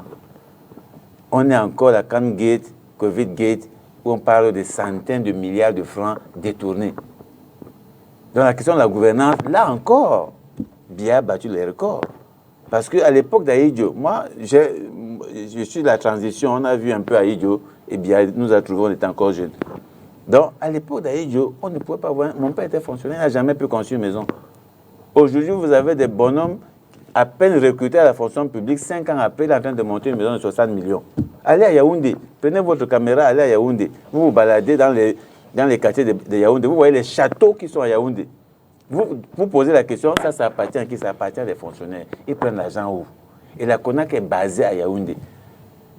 C'est-à-dire que vous n'avez même pas besoin de chercher pour comprendre que la gouvernance est catastrophique. On manque du minimum. L'argent est concentré à Yaoundé, où les gens détournent, se mettent. On casse. Il y a un ministre qui est victime d'un cambriolage et lui-même annonce qu'on a volé 700 millions dans sa maison. Un ministre, et il est toujours ministre. Dans un pays normal, vous ne pouvez même pas avoir le courage de dire ça. Et si vous le dites, vous démissionnez le même jour. Il fait quoi avec 500 millions dans sa maison? Ça, c'est la gouvernance de ce régime qui est catastrophique. Je pense que si on fait la comparaison des époques, même Aïe qui était un tortionnaire, vous voyez qu'il y a des gens qui arrivent à vous dire vraiment Aïe était encore mieux. Vous comprenez qu'on a atteint le fond. Parce que si on commence à dire que quelqu'un qui était un tortionnaire était encore mieux. Pourquoi? Parce qu'au moins, la ville de Douala vivait, monsieur Dipita. Le port, là, les gens partaient des villages, ils savaient que dès que tu arrives à Douala, tu as le travail. Maintenant, regardez l'état de Douala. Vous ne pouvez pas rouler 2 kilomètres à Douala sans trouver des grands trous. Il n'y a aucune route. Vous ne pouvez pas avoir une route de 2 kilomètres à Douala. On a grandi ici à Douala. Douala, on appelait Mbengue. Aujourd'hui, c'est encore Mbengue. D'accord. Honorable Valiros. Mbengue même, c'est encore Mbengue. Oui, madame, honorable. Vous arrivez à Paris, ça n'a rien à voir avec Douala. Moi, j'étais à Dakar il y a quelques semaines. Vous arrivez à Dakar, vous voyez ce monsieur, ce n'est pas un démocrate, Macky Sall. Mais vous voyez comment il a transformé une ville. Macky Sall n'est pas démocrate. Comment ça? Lui aussi, il a ramené. Il a des soucis, c'est quelqu'un en qui les Sénégalais avaient beaucoup d'espoir. Mais après, je pense qu'il a aussi. Question il veut périphérique. s'éterniser au pouvoir. Oui, c'est ça. Donc, mais il n'a rien à voir avec. Honorable Dolabert. Je pense qu'il y a certes des problèmes de gouvernance. On ne peut pas se voiler la face pour dire qu'il n'y en a pas. Il y a des problèmes de gouvernance. Mais ce que je voulais comprendre, c'est comment ils déclarent tous les deux, enfin tous les trois, qu'il n'y a pas de démocratie au Cameroun. Et quand on dit que la démocratie ne peut pas avoir des épithètes, pourquoi pas? Comment est-ce que la démocratie est née en France après la Révolution? Comment est-ce que le jour où la Révolution est passée, qu'on a décapité les rois, etc., la démocratie ressemblait à ce qu'elle est aujourd'hui en France? C'était pas encore la démocratie. C'est pour cela qu'on dit qu'elle est jeune aussi. Non, c'est pour dire que quand on implante un processus, il va maturer. Et il va maturer avec tous les acteurs. Le peuple lui-même, il a besoin d'être éduqué pour comprendre certains enjeux. Les gouvernants doivent faire des efforts pour respecter les engagements qu'ils ont eu à prendre devant le Parlement du Cameroun, etc., etc. Nous avons trop de problèmes parce que nous sommes d'abord un pays en voie de développement. Moi, j'appelle ça c'est un pays en voie de développement.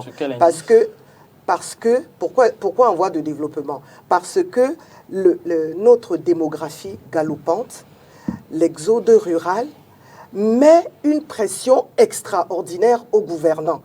Et c'est la raison pour laquelle la décentralisation apparaît comme la solution pour qu'on parte des grandes métropoles vers les cités aujourd'hui rurales, mais qui auraient pu se développer si effectivement la décentralisation avait eu le rythme souhaité. Normal. Voilà. Maintenant, pour revenir, parce que j'ai beaucoup aimé ce qu'il a voulu dire, oh madame, vous avez fait la confusion. Je ne fais aucune confusion, monsieur. Je n'ai pas fait de confusion. J'ai dit que Paul Biya a été choisi par Dieu. Et Dieu a utilisé Ahidjo pour mettre le pouvoir dans les mains de Paul Biya. Ahidjo a été choisi par Dieu aussi. Attendez, excuse-moi. Si on observe bien, après 40 ans, où vous n'arrivez même pas à construire quelque chose au niveau de vos propres partis, vous pouvez quand même admettre que ce monsieur qui est comme les Douala appellent ça, comment, c'est le timonier, le gars qui est sur la pirogue et qui est debout, qui voit loin. Il vous voit tous, il vous voit venir et il sait comment il oriente la barque malgré les hautes vagues, malgré les tourbillons, etc. Nous sommes là. Il y a des choses à faire. Voilà, ça veut dire qu'il y a des entorses à la démocratie. Il y a des choses... Non, il y a d'abord aussi des problèmes de management. Nous avons beaucoup de problèmes, mais des problèmes, je vous le jure, qui sont, partagés par la majorité des pays africains. Moi, quand on me parle, par exemple, j'aime pas trop citer les pays des autres, parce que je n'aimerais pas qu'ils croient que je les simplifie. Mais quand on me parlait de Ouagadougou vraiment, quand il y a Ouaga 2000, la fameuse route qui part de l'aéroport, mais dès que vous tournez à droite, c'est terre battue. À gauche, c'est terre battue. Ça veut dire quoi?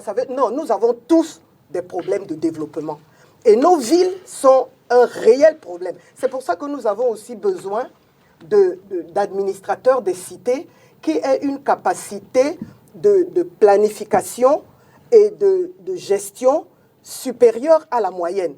Parce que nos villes sont ingouvernables telles qu'elles sont.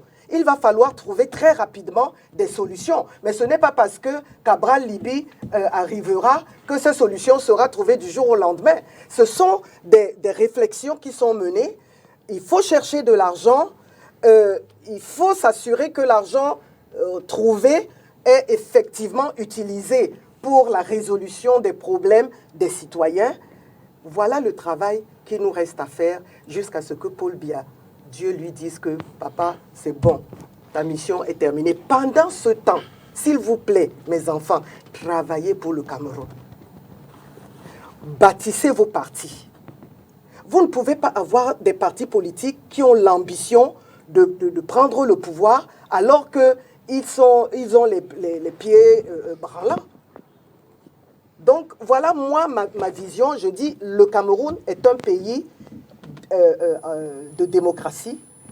La démocratie n'est pas satisfaisante. Tous mes amis, comme lui, comme ça, il sait que les libertés concernant les réunions, la loi sur les libertés concernant les autorisations ou les déclarations de réunion, je ne partage pas tellement. Je ne partage pas tellement. Mais quand je discute avec les autorités, elles essayent de me faire comprendre que, honorable, c'est parce que vous n'avez pas toujours la bonne information.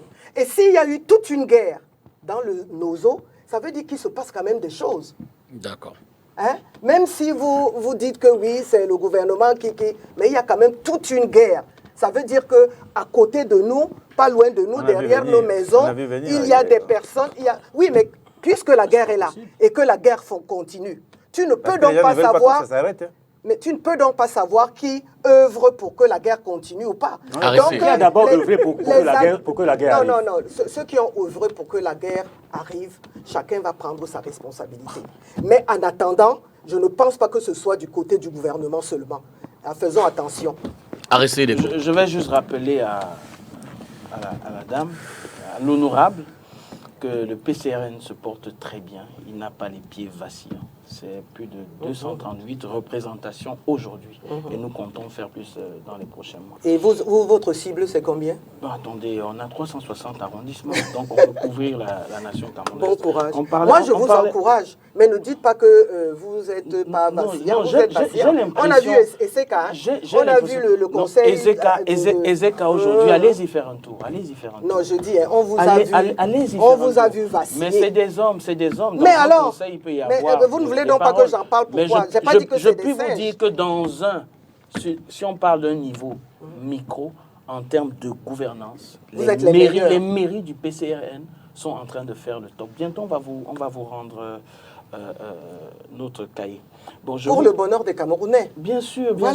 Pour une dame comme vous me semblez assez éprise de tout ce qui se passe dans le PCN, puisque vous savez que selon vous... J'ai beaucoup d'amis là-bas. Voilà. Voilà. Écoutez, vous savez, M. Dipita, les ingénieurs disent ceci.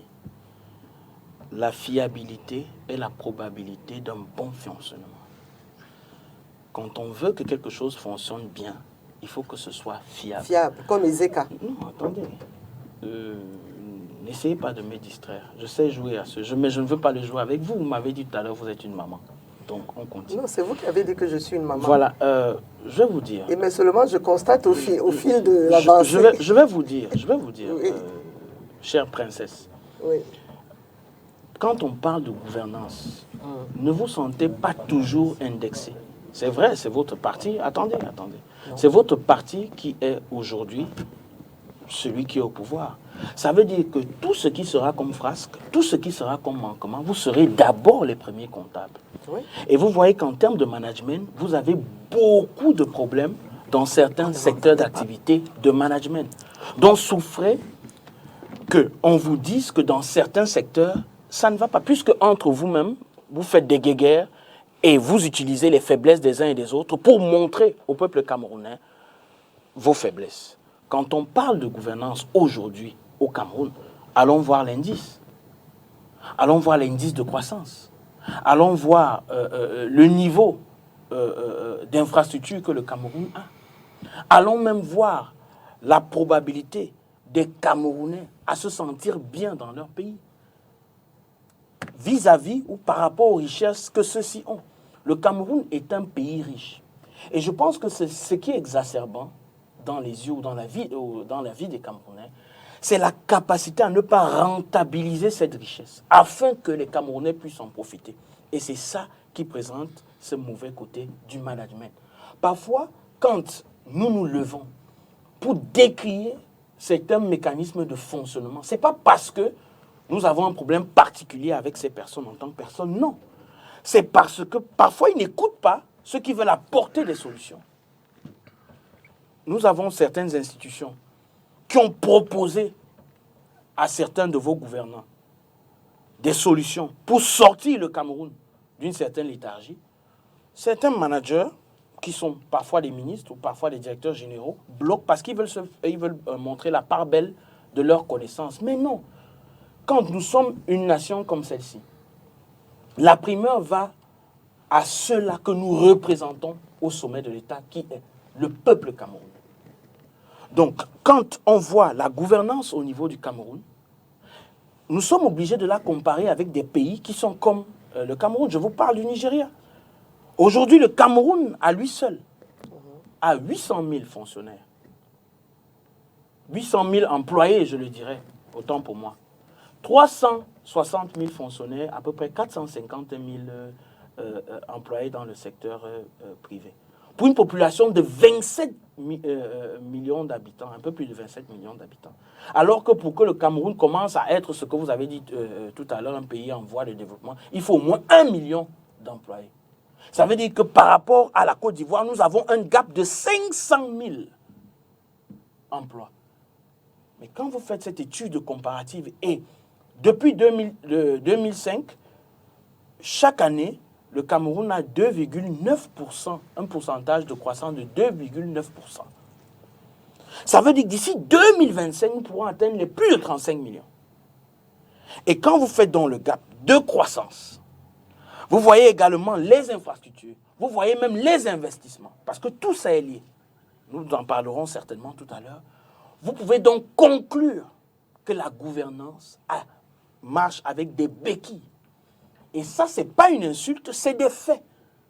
Donc, j'apprécie votre façon de défendre votre parti. J'apprécie votre façon de défendre vos camarades qui sont des responsables dans ce parti.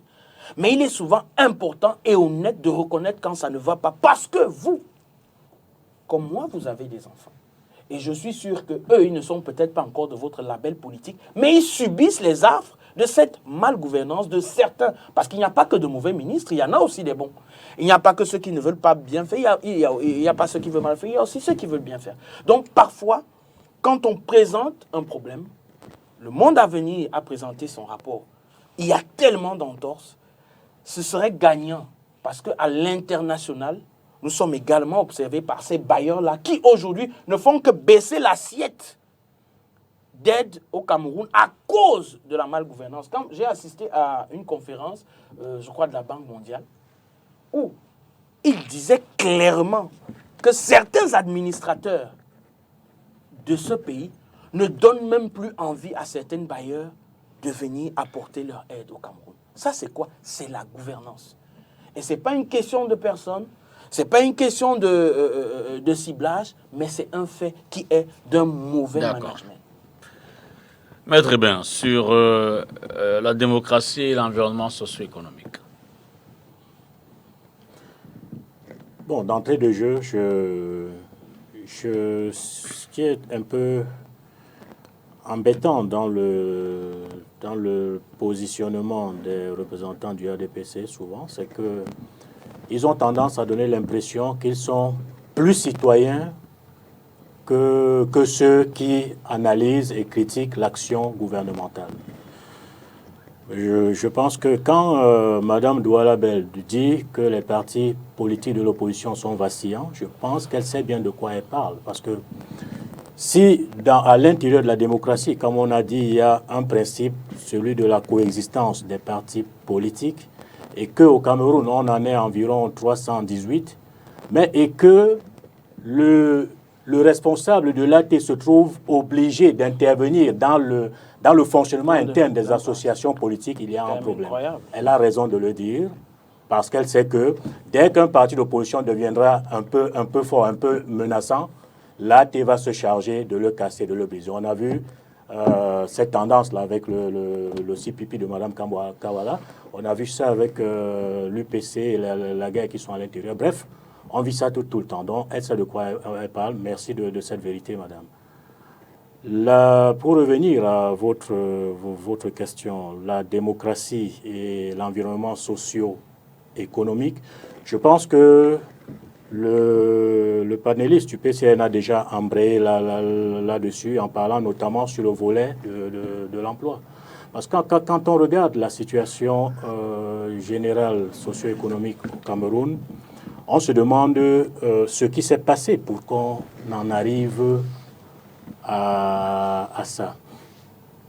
Je voulais rappeler aussi qu'à l'époque de M. Aïdio, il y avait, moi j'étais encore tout petit là, mais aujourd'hui j'ai déjà dépassé la cinquantaine, il y avait un programme que M. Aïdio avait mis sur pied qui s'appelait le développement autocentré, qui était, c'est-à-dire doter chacune des provinces à l'époque d'un pôle de développement pour que les ressortissants de la province n'émigrent pas vers d'autres provinces. Je pense qu'à l'époque, il y avait des pôles de développement, un peu dans le CAM avec Sodencam, ainsi de suite dans le sud-ouest, Soeda et tout. Bon, je pense qu'il y avait assez de programmes pour que chaque Camerounais, où qu'il se trouve, puisse avoir un emploi et une source de revenus sans forcément avoir besoin d'aller dans une grande ville. Aujourd'hui, des sociétés qui étaient fonctionnelles ont fermé, des emplois ont disparu, la misère est rampante et quand on analyse tous ces éléments-là, on ne peut pas affirmer qu'on est dans un environnement encourageant. Et c'est pourquoi vous voyez la tendance des jeunes aujourd'hui à aller vers ce qu'ils considèrent comme un Eldorado, notamment l'Europe, en allant affronter la mer Méditerranée et l'océan Atlantique et tout, c'est parce que l'environnement dans lequel ils vivent ne leur donne pas de l'espoir pour le lendemain. Okay? Donc quand on se trouve confronté à ce genre de difficultés, qui réellement devrait être une conséquence de la démocratie et de la bonne gouvernance, on se rend compte que là encore, sous ce prisme-là, on n'est pas sur la voie. Philippe Nanga, démocratie et environnement socio-économique. Je crois que ce n'est pas différent. Il n'y a pas un secteur ou un domaine de la démocratie ou de la gouvernance qui soit exclu, sinon épargné par la qualité de la gestion. L'environnement socio-économique, aujourd'hui, la question de la vie chère. Si je vais prendre aujourd'hui sur le plan de l'éducation pour expliquer la situation actuelle, n'est-ce pas, de la vie chère. Aujourd'hui, si vous faites une enquête dans les écoles, vous allez voir que d'année en année, il devient difficile pour un parent n'est-ce pas, qui a un salaire moyen au Cameroun, c'est-à-dire autour de 150 000, de pouvoir envoyer ses enfants à l'école. La moyenne des pensions tourne autour de 150 000. Ce n'est plus supportable. Dans le primaire, c'est pareil. Les écoles publiques ont continué à prendre de l'argent, bien que le président se soit engagé il y a plusieurs années maintenant, c'est que ce soit gratuit. On n'en est pas encore là. Les pauvres gestionnaires de ces écoles que nous rencontrons souvent sont obligés, ils nous disent, oui, nous-mêmes on ne veut pas, mais nous sommes obligés de demander aux parents de contribuer avec ce qu'ils appellent APE, sinon on n'a rien, n'est-ce pas, pour faire notre travail. La situation économique se dégrade davantage. Je parlais aujourd'hui de l'emploi. Douala ressemble à quoi encore? Aujourd'hui, quand vous regardez Douala, ça ressemble à quoi? Ça ne ressemble plus à rien. Nous, on a connu Douala, tout le monde connaissait que c'était un pôle économique fort. Je crains même qu'on n'ait pas décrété déjà que ce soit une vieille ville. Moi, j'attire l'attention des chefs traditionnels et des élus locaux. Parce que quand j'essaie de lire, n'est-ce pas, la stratégie politique du gouvernement du Cameroun, j'ai l'impression que Douala a été dessiné pour devenir plus tard ce qu'on appelle ailleurs les vieilles villes. Donc, on est en train de transporter, de créer d'autres pôles économiques dans l'optique, à mon avis, n'est-ce pas, de tuer, n'est-ce pas, le pôle économique de Douala qui était bien connu. Quand vous passez là, vous regardez l'ancienne direction des douanes, on vous dit, mais qu'est-ce qui se passe ici? C'est abandonné, c'est sale, c'est vêtu, c'est le port, le plus grand port d'Afrique centrale. Donc vous voyez, on a quand même des soucis énormes, n'est-ce pas, dans notre pays, sur le plan socio-économique. Et pourtant, ce n'est pas des ressources qui manquent. Ce n'est pas des ressources qui manquent. C'est écœurant de voir que nous soyons en train de souffrir dans un environnement aussi riche. Un Sénégalais était arrivé, c'est un collègue de la société civile, et on a été reçu chez un maire, et on nous a servi de jus de fruits. Il a constaté que c'était les jus libanais et tout ça. Il était étonné, n'est-ce pas, qu'on nous serve des jus de fruits importés. Parce qu'il a dit, mais il ne comprend pas. Depuis qu'il est arrivé là, on sait qu'il voit les fruits partout. Le Cameroun est un des rares pays où vous trouvez encore les jus qu'on vend là, tout quelque chose, tout machin. Il n'y a pas de jus naturel au Cameroun. Vous allez au Tchad, vous ne voyez pas les top machins là qu'on vend ici. Je dis au Tchad à côté. Vous allez à la boutique au Tchad, on va vous servir un jus de fruits. Vous allez au Gabon, on vend les jus de fruits dans les boutiques au quartier. Il n'y a qu'au Cameroun où je viens, vous ne pouvez pas trouver un jus de fruits dans toute une vente à portée. On vous vend les top juste aux produits chimiques, 100% produits chimiques. Dans un pays où, derrière les maisons, c'est parce qu'on a tout détruit ici, mais avant à Douala, toutes les maisons avaient un arbre fruitier à Douala, dont les gens mangeaient les mangues, les oranges, partout, tout le monde en avait à la maison. Et si vous traversez le pont du Vori jusqu'à l'ouest, c'est-à-dire tout le Mongo, c'est les fruits, comme disait quelqu'un, ça pousse même sur comment on appelle ça, les cailloux et tout ça. Donc comment comprendre? C'est un problème qui est réel.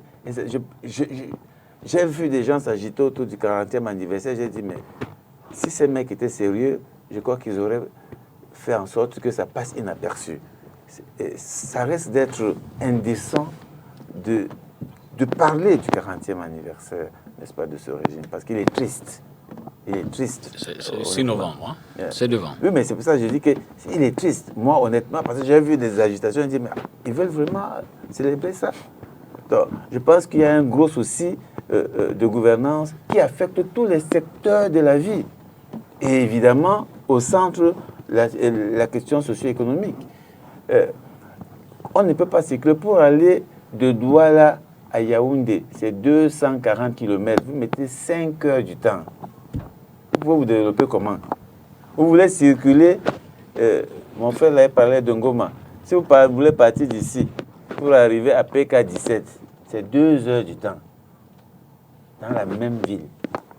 Vous pouvez vous développer comment? Comment? Ça n'est pas possible.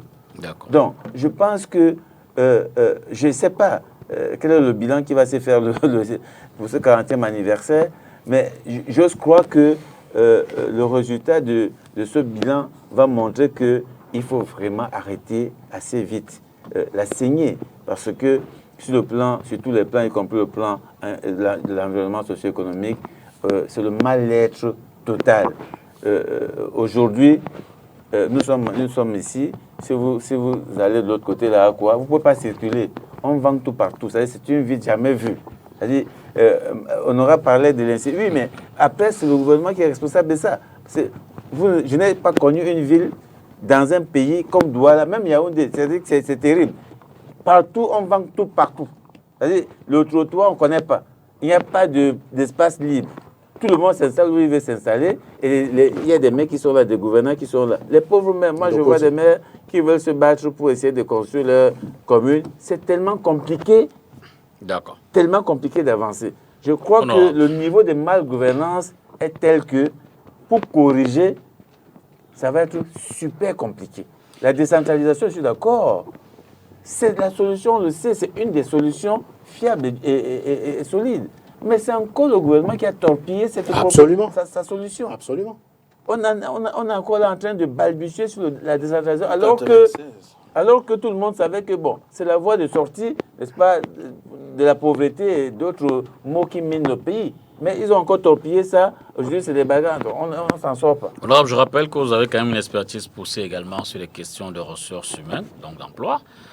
J'interroge donc, je voudrais donc susciter votre analyse sur la question de la démocratie en relation avec l'environnement socio-économique, sous-entendu vie chère et emploi. Le développement est une question très importante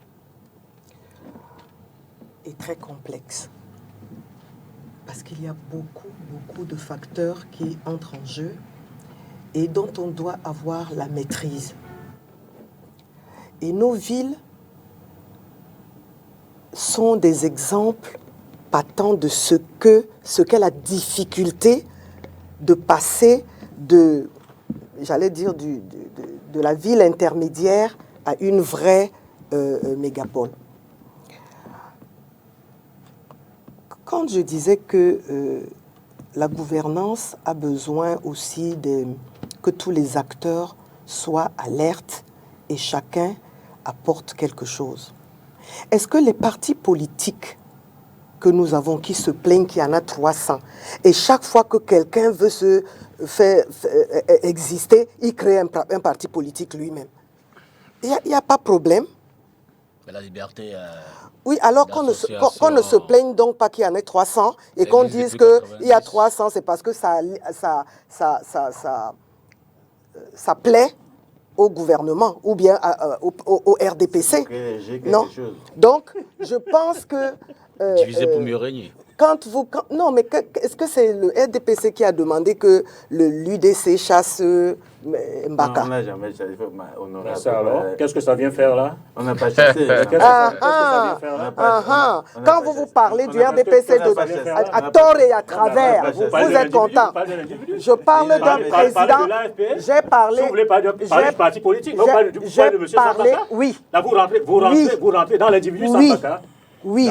Attendez qu'il soit sur le plateau. Voilà. Vous allez je le lui ai déjà de sa vie avec lui. Je lui ai déjà dit sur le plateau. Je suis désolé. Et je lui ai dit que laissez-moi terminer s'il vous plaît. Ça n'a rien à voir dans le cadre. Laissez-moi terminer. Il faut le relever. Maître Ben. C'est l'exemple patent que c'est l'égoïsme qui dirige la plupart des responsables que vous êtes. Qui nous empêche d'avoir l'accès à l'eau. Non, attendez, j'y arrive. Voilà, c'est ça. Donc, quand vous-même, vous n'êtes pas des acteurs, vous voulez même parler de quoi? Vous n'êtes même pas des acteurs. Pourquoi? Parce que chacun de vous veut être le leader que les autres suivent. Je voulais voir la trame avec la thématique. J'y arrive. Et quand on arrive... La trame est évidente. Maître Ben, s'il vous plaît. Est-ce que vous permettez que je continue? Allez-y. Donc, quand je dis Cyril Sambaka, c'est quelqu'un que je respecte beaucoup. Mais pour moi, le fait qu'il soit sorti de l'UDC tel que ça s'est fait, parce que vous n'allez pas me dire que ça s'est fait de la manière la plus élégante. Vous n'allez pas... Il n'y a pas vous de montant de l'UDC ici. Je vois la corrélation avec la situation socio-économique. Justement, c'est pour ça- si vous c'est ne pour me ça que je laissez voulais pas, la laisser si vous ne poursuivre. voulez pas que je Maître chute, bien, vous ça va allez être peut-être comment? revenir tout à l'heure pour corriger. Laissez... On arrive donc à voir en face de nous, c'est-à-dire le RDPC et le gouvernement, puisque nous sommes un parti proche du gouvernement, on finit par avoir en face de nous des acteurs qui n'ont aucune efficacité et qui ne peuvent appuyer aucun développement. Donc, laissez donc le RDPC se débrouiller. Comme il se débrouille, nous avons quand même 10 capitales. Dans ces 10 capitales, le gouvernement a pu réaliser les infrastructures de base requises. Que ce soit à Garoua, que ce soit à Bafoussam, que ce soit à Bamenda, on a réussi à avoir des universités pratiquement partout. On a essayé de mettre les hôpitaux de référence partout. On a essayé de faire en sorte que les capitales départementales soient reliées. Certaines routes sont mauvaises. Yabassi est en cours, et vous le savez. Il n'y a que Bonepoupa. Non, il n'y a que Douala Bonepoupa. Ouais. Mais il n'y a que Douala. Il n'y a que Douala Bonepoupa. Mais tu sais que le problème qu'il y a sur cette route-là, et je l'ai identifié moi-même pour avoir fait cette route il y a à peu près 2 semaines, il y a tellement de cours d'eau. Tellement de cours d'eau que ça prend un ouvrage. Non, entre Bonepoupa et Yabassi. Non, mais ça a un peu évolué de ce côté. Ça a évolué, mais il y a tellement d'ouvrages. Il y a tellement d'ouvrages à implémenter que ça demande des montants énormes. Le montant donc, bon, maintenant tu vois donc le rapport. Le rapport, c'est que pour qu'un pays se développe, il a besoin de tous ses acteurs. Le parti au pouvoir fait ce qu'il peut sur la base d'une vision et d'un programme implémenté au fur et à mesure. Mais à côté de ça, on a les acteurs qui sont censés accompagner ce développement, mais qui ne se préoccupent que de chasser le président de la République pour s'asseoir. Alors, du coup, oui, mais c'est la vérité. Hein? Biamosgo, ça a commencé par Biamosgo. Après, c'était le chassement avec le MRC. Après, c'était... Bon, le MRC est en train de faire également un petit travail intéressant, là. Depuis un certain temps, ils sont pas sur le plateau, honorable. Ils sont pas sur le plateau. Oui, mais ils font partie de l'histoire du Cameroun. Ils ne sont pas sur le plateau, ils sont morts. Donc, ils sont en train de faire un travail aussi que je trouve remarquable parce qu'ils sont en train de rebâtir leur citadelle. Et pratiquement, partout où ils sont passés, Bafoussam, Nkonsamba, on a senti qu'ils sont à l'œuvre. Voilà le travail qu'il y a à faire. Le chassement ne marchera pas. D'accord ? Le chassement ne marchera pas. Donc, maintenant, vous avez compris la relation qu'il y a entre le développement socio-économique et le fait d'avoir des acteurs qui rétropédalent ou qui agissent contrairement à l'action menée. Non, faites votre part de travail, édifiez-vous en tant qu'homme politique, donnez-vous de l'épaisseur. Nous avons la chance d'avoir des ressources humaines. Nous avons la chance d'avoir un passé. Nous avons la chance d'être au pouvoir. Donc, ça nous donne les moyens de nous déployer que vous n'avez pas toujours. Et malheureusement, vous n'arrivez pas non plus à convaincre les hommes d'affaires pour qu'ils vous appuient aussi. Parce qu'un parti politique doit lobbyer, doit avoir une activité de lobbying pour avoir des ressources qui accompagnent. Mais apparemment, personne ne vous fait confiance. D'accord. Alors, je vous relance avec une question. Elle sera certainement la question... J'avais même pas intervenu sur le... Ah d'accord, allez-y. Voilà, pardonnez-moi. Je vais essayer de ramener... Démocratie, environnement socio-économique. Ouais. Elle est très fuyante. Elle va entre Comment fuyante? Non, on parle de vie chère et emploi. Attendez.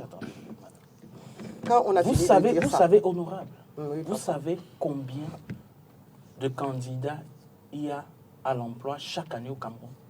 Vous ne savez pas, c'est 300 000. 300 000. Et qui a dit que l'emploi n'est pas un problème? Attendez. Parce que là, vous ne m'apprenez rien. Attendez. On sait que l'emploi fait partie des préoccupations du gouvernement. Le taux d'investissement au Cameroun, il est de 5%. Pour que le Cameroun essaye de sortir de la tête de l'eau, il faut qu'il monte Tout ce que vous dites Le taux de là. croissance est de 5%, il faut qu'il monte au moins Tout à ce que vous 10%. dites là est connu. Et Vous écoutez, n'inventez non, non, rien. non, Vous n'apportez rien de nouveau. Honorable, s'il vous plaît. J'essaye de vous ramener dans le débat parce que depuis, vous êtes dans la diversion. Et j'ai envie de vous dire, honorable, aujourd'hui, quand on parle de développement, et ce sera la guerre des prochaines années dans les nations qui se veulent prospères, on parlera de la terre. Je pense qu'il y a 12 ans, au comice agro-pastoral, il y a de très belles choses qui avaient été annoncées par rapport à cette culture-là, par rapport au développement des zones rurales. Comme d'habitude. Aujourd'hui, 65% de la population active qui apporte à peu près 31% au produit intérieur brut du Cameroun sont des personnes qui sont dans les zones rurales. Et c'est ces personnes qui ont plus besoin d'investissement que vous, parfois, vos camarades au sommet, ne permettent pas que ça arrive jusqu'en bas. Et comment voulez-vous donc qu'un pays soit prospère avec ce genre de situation? C'est pour cela qu'on parle de la malgouvernance. J'irai même plus loin.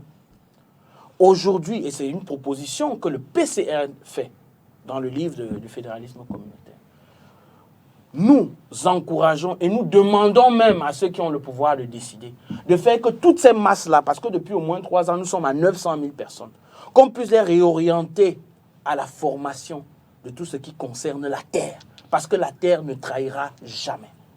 Et c'est pas fait. Qu'il y ait également la production et qu'on accompagne ces agriculteurs qui sont aujourd'hui même en train de porter l'économie, mais qui ne sont même pas reconnus. C'est à eux qu'on estorque de l'argent quand ils essayent d'aller écouler leurs marchandises, parce qu'il faut qu'ils payent en route. Mais ceux-mêmes qui ont des grands financements ne payent pas les impôts. Et c'est à ce peuple-là qu'on essaie encore d'extirper le peu qu'il est resté, et alors que c'est eux qui tiennent le Cameroun. Mais vous voulez qu'on parle de gouvernance comment? Mais qui vous a dit qu'il n'y a pas de problème de gouvernance? Non, vous étiez en train Parce de... que non, je n'étais pas en train de... J'étais en train de dire que vous n'êtes pas aidant. Et je suis en train de vous dire, c'est des propositions que nous sommes en train de vous faire. Nous voulons que tous ces gens-là que vous n'arrivez pas à mettre, parce qu'aujourd'hui, pour que le Cameroun soit un pays prospère, il faut au moins 11 millions d'emplois.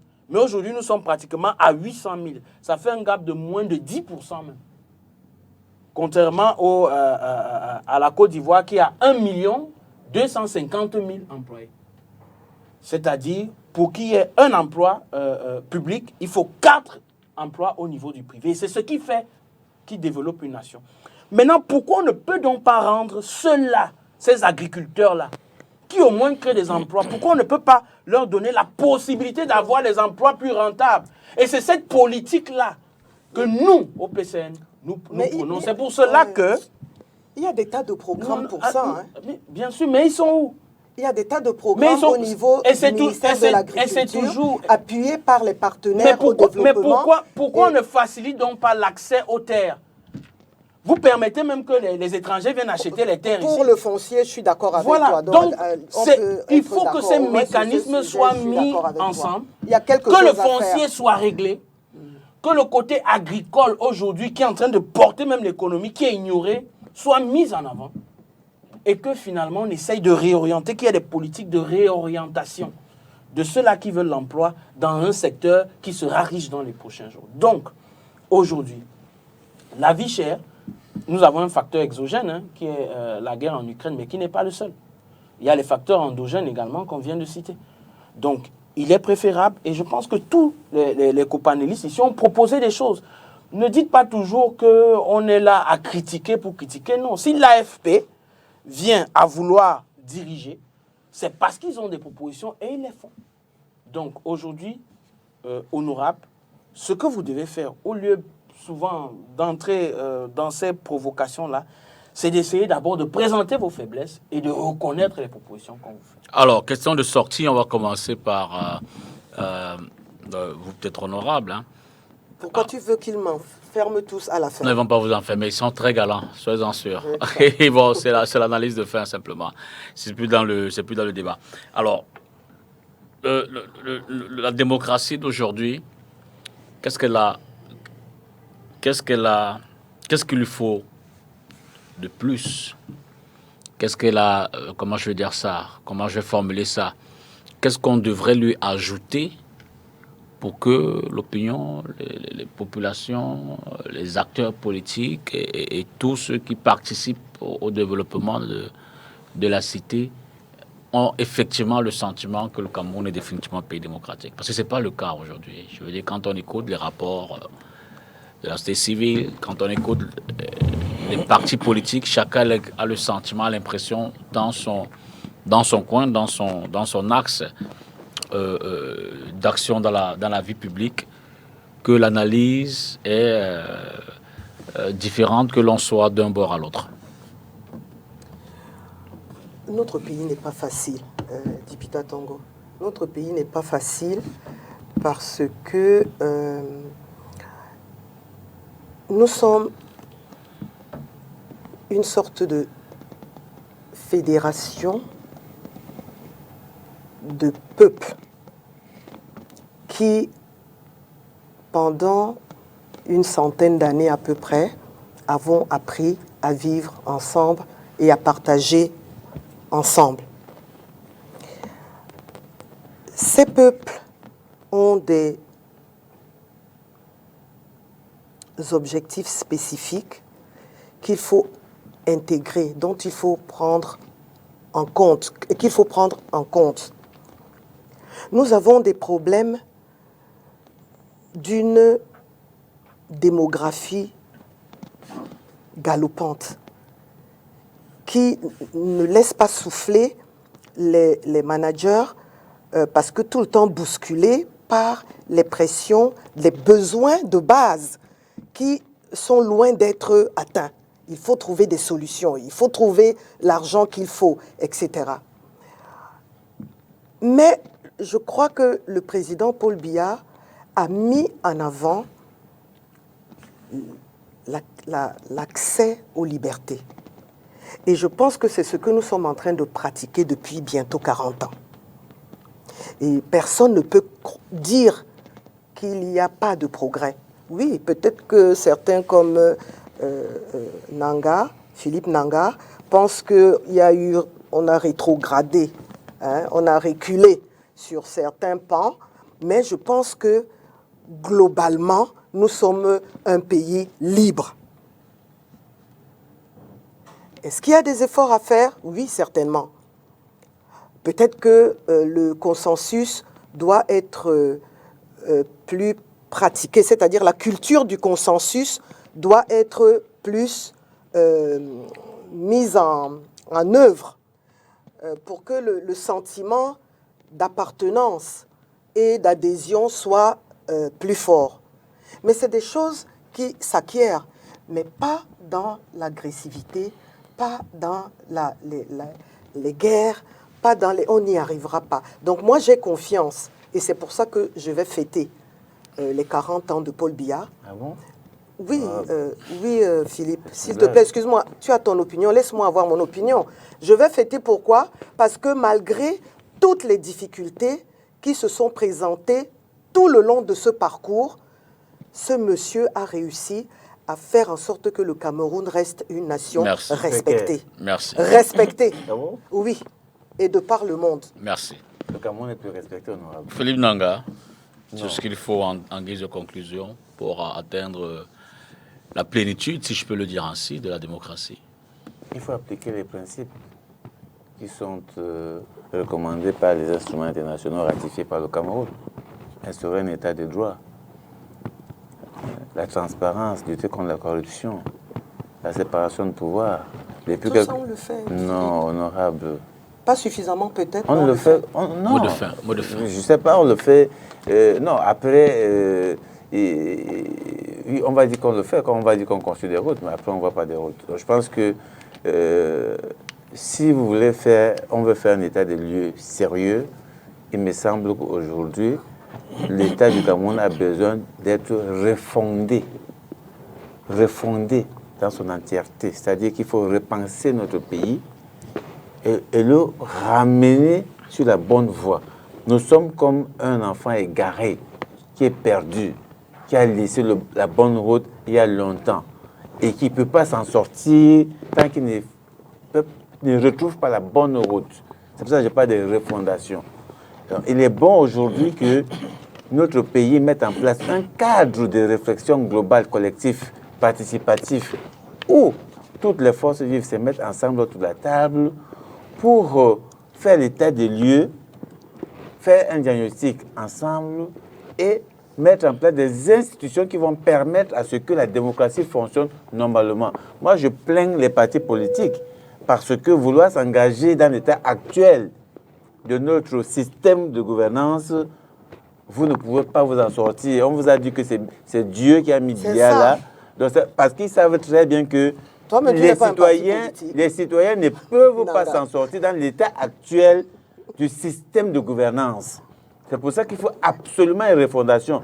Et si les partis politiques ne prennent pas conscience de cela, on ne va pas s'en sortir. Vous allez accompagner le RDPC jusqu'au bout, comme ils disent là. Donc je pense qu'il y a la nécessité d'une prise de conscience collective, la société civile, les médias, les partis politiques, pour qu'on refonde. Par exemple, sur les élections, s'il n'y a pas de réforme, n'est-ce pas, qui se fasse sur le minimum concernant le système électoral, nous savons très bien que le RDPC va redistribuer les cartes comme ils font. Ils vous donnent un nombre de députés qui veulent. Ça convient à beaucoup de gens. Rien ne va marcher. Notamment le MRC aujourd'hui. Maître Eben. Oui, merci, Monsieur Dupita Tongo. Pour conclure cette émission, je voudrais simplement dire que il m'a été indécent que le parcours, la vie politique du président Sambaka vienne être étalé ici, alors qu'il n'est pas présent, alors que même son ancien parti politique n'est pas sur le plateau. Honorable, je vous en prie. Allez-y, maître. Je pense que vos téléspectateurs sont témoins que c'est une dame qui manque d'élégance. Maître, allons-y. Non, mais ça dépend des propos que vous avancez, maître. Je ne vais pas vous laisser avoir des propos qui m'indexent de manière nous sommes en fin d'émission. Vous n'aviez pas besoin de revenir là-dessus comme j'ai pas commis de crime. Je voulais juste dire qu'un parti politique votre temps de parole. Nous sommes en fin d'émission. Un responsable politique qui était vice-président d'une formation politique. Ça veut dire quoi? Ça veut dire que c'est une question d'ego. C'est ce que je voulais dire. Mais ce n'est pas que je mets en doute la qualité de M. Sambaka. Je vais embrayer avec la proposition de M. Nanga. Dans le programme, dans l'annonce faite par le président Sambaka le 26 octobre dernier, justement, il en appelle à la mutualisation de tous les efforts, de tous ceux qui peuvent contribuer à ce que la société Cameroun soit repensée. Et je pense que cette dynamique va être lancée dès ce mois de novembre. Et toutes les forces vives sont invitées à cet effort. Maintenant, pour que la démocratie au Cameroun fonctionne, c'est un besoin simple, c'est une question de volonté politique. Et celui qui tient les manettes du pouvoir, qui peut inverser la courbe des choses, il est connu. C'est M. Biya, actuel président de la République. Aristide Eko, pour la fin. Écoutez, je vais embrayer également ce que mes deux prédécesseurs ont dit. Et je voudrais rassurer le cher aîné de Monde Avenir que nous avons déjà entamé des travaux avec le MRC, le SDF, l'UDC, pour une proposition de ce code électoral dont nous sommes déjà en plein dedans, même si on nous a interdit la présentation de cela. Et j'aimerais aussi vous dire qu'il y a 5 ans encore, beaucoup ne croyaient même pas qu'aujourd'hui, la dynamique qu'incarne l'honorable Cabral Libi subsisterait. Mais maintenant, ce que nous savons, c'est que nous avons entamé un processus de refonte de notre nation et nous savons que ce qui est encore appelé démocratie aujourd'hui peut être maturé. C'est pour cela que ce que nous proposons, c'est qu'il y ait une fiabilité dans la clarté des institutions. La démocratie n'est pas seulement l'émulsion du peuple, mais c'est également la transparence au niveau des différents pouvoirs. C'est-à-dire, comme on voit aux États-Unis, le président des États-Unis peut prendre une décision et son Parlement refuse, ou encore le Conseil militaire refuse, qu'il y ait une transparence dans la façon de faire les choses, que ce soit du sommet jusqu'en bas.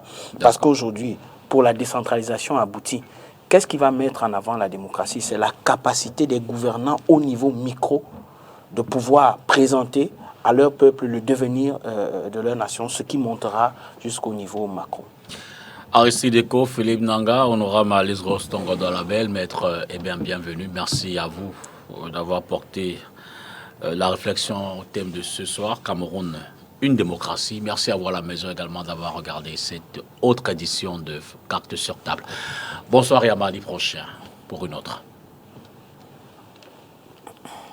Toi-même, ton thème là, du temps d'Aïdjo, on te...